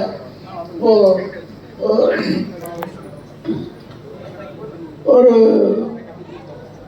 ஒரு செய்தி பார்த்தேன், பகீர் சீனாவில் ஒரு ரோபோ கண்டுபிடிச்சிருக்காங்க. அந்த ரோபோ அதே குழந்தை பற்றி தான், அதே குழந்தை பற்றுறது பார்த்து என்னென்ன கேள்விப்பட்ட பிற்காலத்தில் இப்படிதான் ஆக போகுதுன்னு தீர்மானமாக சொல்கிறான். இதெல்லாம் நினச்சி பாருங்க. நம்ம கல்ச்சரு பேசிக்கு அண்ணன் தம்பி மாமன் மச்சான் அப்படிலாம் பேசப்போ இந்த உலகம் எதையோ நோக்கிலாம் போயிட்டு இருக்கு. இப்போ இந்த வருமானம், புருஷன் பொண்டாட்டி சண்டை, இதுதான் பேச்சாங்கல்ல.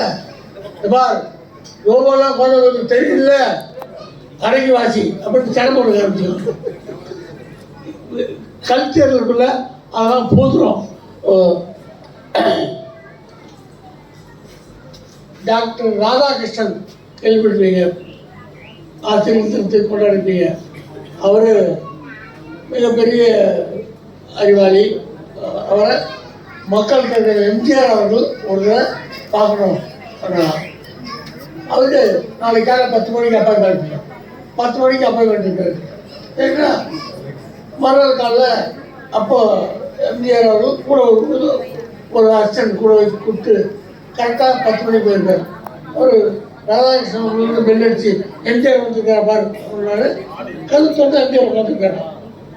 எம்ஜிஆர் போட்டோன்னே, mister MGR, you are maintaining punctuality, you have good personality, you have capacity, ability, எல்லா எபிலிட்டி எல்லாம் டீ சொன்னாராம். இந்த 6 டீ தான் ஒரு காலத்துக்கு பெரிய தலைவர். அதுக்கப்புறம் அதை பேசிட்டு வெளியே வந்தாராம். அந்த கூட இருந்த அந்த நண்பர் சொன்னாராம், என்ன அந்த 6 டீ உங்களுக்கு இருக்கானே, நீங்கள் ஒரு காலத்துக்கு தலைவர் முக்கியமான ஒரு டீயை விட்டார் அவர். என்ன பொண்டாட்டிங்க ஒருத்தர் பெரிய ஆகலாம், முக்கியமான ஒரு கீ என்னன்னா கொண்டாட்டின்னு ஏதாச்சும் சொன்னான், வீட்டில் கரெக்டாக நடந்தாதான் அவன் வந்து சாதிக்க முடியும். டெல்லியில் ஒரு நபர் கவர்மெண்ட் ஜாபில் இருந்தார். அவர் மாதம் 20 ரூபா சம்பளம். அவர் 20 ரூபா சம்பளம் இருந்தார். அவர்கிட்ட ஒரு நண்பர் போயிட்டு, எனக்கு அவசரமாக என் பொண்ணு கல்யாணம், 20 ரூபா வேணும். அந்த காலத்தில் 20 ரூபா பெரிய விஷயம். 20 ரூபா வேணும்னா என் சம்பளமே 20 ரூபா தான், நான் எப்படி தர்றது? அவன் ஒய்ஃபை கூப்பிட்டுருந்தா 20 ரூபா கேட்கலாம். எங்கிட்ட அந்த மாதிரி இருன்னு சொல்லிட்டு உள்ளே போயிட்டு 20 ரூபா கொண்டாந்து கொடுத்தாங்களாம். ஏது உனக்கு 20 ரூபா? சரி, நீங்கள் சம்பளத்தில் மாதம் 20 ரூபா தருவீங்கள, அதில் நான் 15 ரூபா தான் செலவு பண்ணுவேன், 5 ரூபா மிச்சம் இருந்தது, இந்த 5 ரூபா தான் சேர்த்து 20 ரூபாயை கொடுக்குறாங்க. எது அந்த 20 ரூபாவில் 15 ரூபா செலவு பண்ணி 20 ரூபா கொடுக்குறாங்க. அவன் லலிதா சாஸ்திரி என்ற அந்த அம்மையார் தான் அந்த 20 ரூபாயை கொடுத்தவங்க. அவங்க தான் லால் பகதூர் சாஸ்திரியுடைய மனைவி. காமராஜர் அவர்கள் அவரை போய் பார்த்த உடனே இப்படிப்பட்ட ஒருத்தர், ஏன்னா இதுக்கு அடுத்து ஒரு காலம் சொன்னாங்க, இதை கேள்விப்பட்ட ஒரு லால் பகதூர் சாஸ்திரி உடனே கவர்மெண்ட் லெட்டர், எனக்கு இன்னும் நீங்கள் சம்பளம் 20 ரூபா, அதில் எக்ஸ்ட்ராவா 5 ரூபா இருக்குது, 5 ரூபாயே குடும்பம் நடத்தலாம், அந்த 5 ரூபாய் பிடிச்சிக்கிட்ட கவர்மெண்ட் திரும்பி கொடுத்தாராம். அந்த மாதிரி அளவுலாம் மனைவி 5 ரூபா மிச்சம் பிடிச்சதால ஒரு மனுஷன் இந்த நாட்டுக்கு மிகப்பெரிய தலைவராக இருக்க முடியுது. இது வந்து கஜித்தலாக கிடையாது, அது எனக்கு பிடிக்கிறது தான். ஒரு ட்ரெயினுக்கு முன்னாடி இருக்கிறது தான் இன்ஜின், அதான் கணவன் இருந்துருக்கலாம். எக்ஸ்ட்ரா ஒரு 4 போட்டி மாட்டுறாங்க, இருக்கூடிய பார்த்தா இல்லை, பின்னாடி ஒரு இன்ஜின் மாட்டுறான். அந்த இன்ஜின் முன்னாடி தள்ளுது, ஃப்ரண்ட்ல இருக்கிற இன்ஜின் இழுக்குது, பின்னாடி இருக்கிற இன்ஜின் தள்ளுது. அதான் மனைவி. இந்த எக்ஸ்ட்ரா 4 இன்ஜின் வேகமாக போனோம்னா மனைவின்ற ஒரு இன்ஜின் தள்ளியே ஆகணும். குடும்பத்தை எவ்வளோ கனமானாலும் அதை அழகாக தள்ளுறதுக்கு மனைவி தேவை. இவங்க பெரியவா அவங்க பெரியவா ஒன்றும் இல்லைங்க, வெளியூர் போகிறோம், ஒரு மாத்திரை போட்டுருணும், அப்போ தான் தெரியும் மனைவியுடைய அருமை. இந்த மாத்திரையா பிளாஸ்டிக் பேப்பரை போட்டு அமுத்துறாங்க, இது காலை இது மாலைன்னு. காலை எடுத்து மத்தியானம் போட்டுருவோம், மத்தியானத்து ராத்திரி போட்டுருவோம், தப்பாயிடுது மாத்திரை போட்டு. எனக்கு நீங்கள் காஸ்டியூம் அளவு இருப்பாங்க, சட்ட அளவு, பேண்ட் அளவு, பெல்ட்டு, எப்போ இடுப்பு அளவு கேட்டால் டவுட் வந்துடும். ஒய்ஃபு கேட்பேன், இந்த அளவு இருக்குது, ஷூ அளவு இருக்குது. இன்னும் கூட நம்மளால் ஒரு இடுப்பு அளவும் ஷூ அளவும் தெரிய மாட்டேங்குது. அளவு கழிவாக பணம் சம்பாதிக்கலாம், அது வேலை. இன்னும் நம்ம அளவை புரிஞ்சு வச்சுக்கிட்டு போட்டாக்கிட்டான். அவங்க பொறுப்பாக நம்மளை பார்த்துக்கலன்னா நம்ம வெற்றியாளர் இருக்க முடியாது. இந்த சபையில் வந்து உட்காந்துருக்கும் போது நீங்கள் மனைவியோடு ஒரு கல்யாணத்தை வந்து கம்பீரமாக உட்காந்தீங்கன்னா அதுக்கான அந்த லுக்கே அந்த அந்தஸ்தே வேறு. அப்படி ஒன்றாவே வந்துருந்து ஒரு நாள் விட்டு வந்தீங்கன்னா அப்போ தான் கேட்பான், ஏன் வீட்டில் வரல, பிரச்சனை ஆடுவான், ஒன்றும் பிரச்சனை, இவன் பிரச்சனை பண்ணிட்டோம். அதனால் இது ஒரு அந்தஸ்து. கணவன் மனைவிக்குள்ள காம்படிஷனாக இவங்க பேச்சு இவங்க பெற்று அவங்க பெற்றுன்னு சொல்கிறத விட விட்டு கொடுக்குறது. அதில் பெரும் பங்கு நம்மளை கொலப்தாகவும் பார்த்துக்கிது. நான் பெரிய கடங்காரன் ஆகிட்டேன் ஒரு காலத்தில்.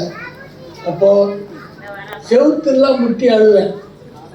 என்னை யாருலாம் சொன்னாங்க தவிர யார் சொன்ன, எங்கள் அம்மா மண் உண்டியில் காசு வச்சுட்டாங்க, நான் வந்து காசுலாம் போட்டு வச்சுருவேன். எனக்கு லட்சக்கணக்கில் கடை.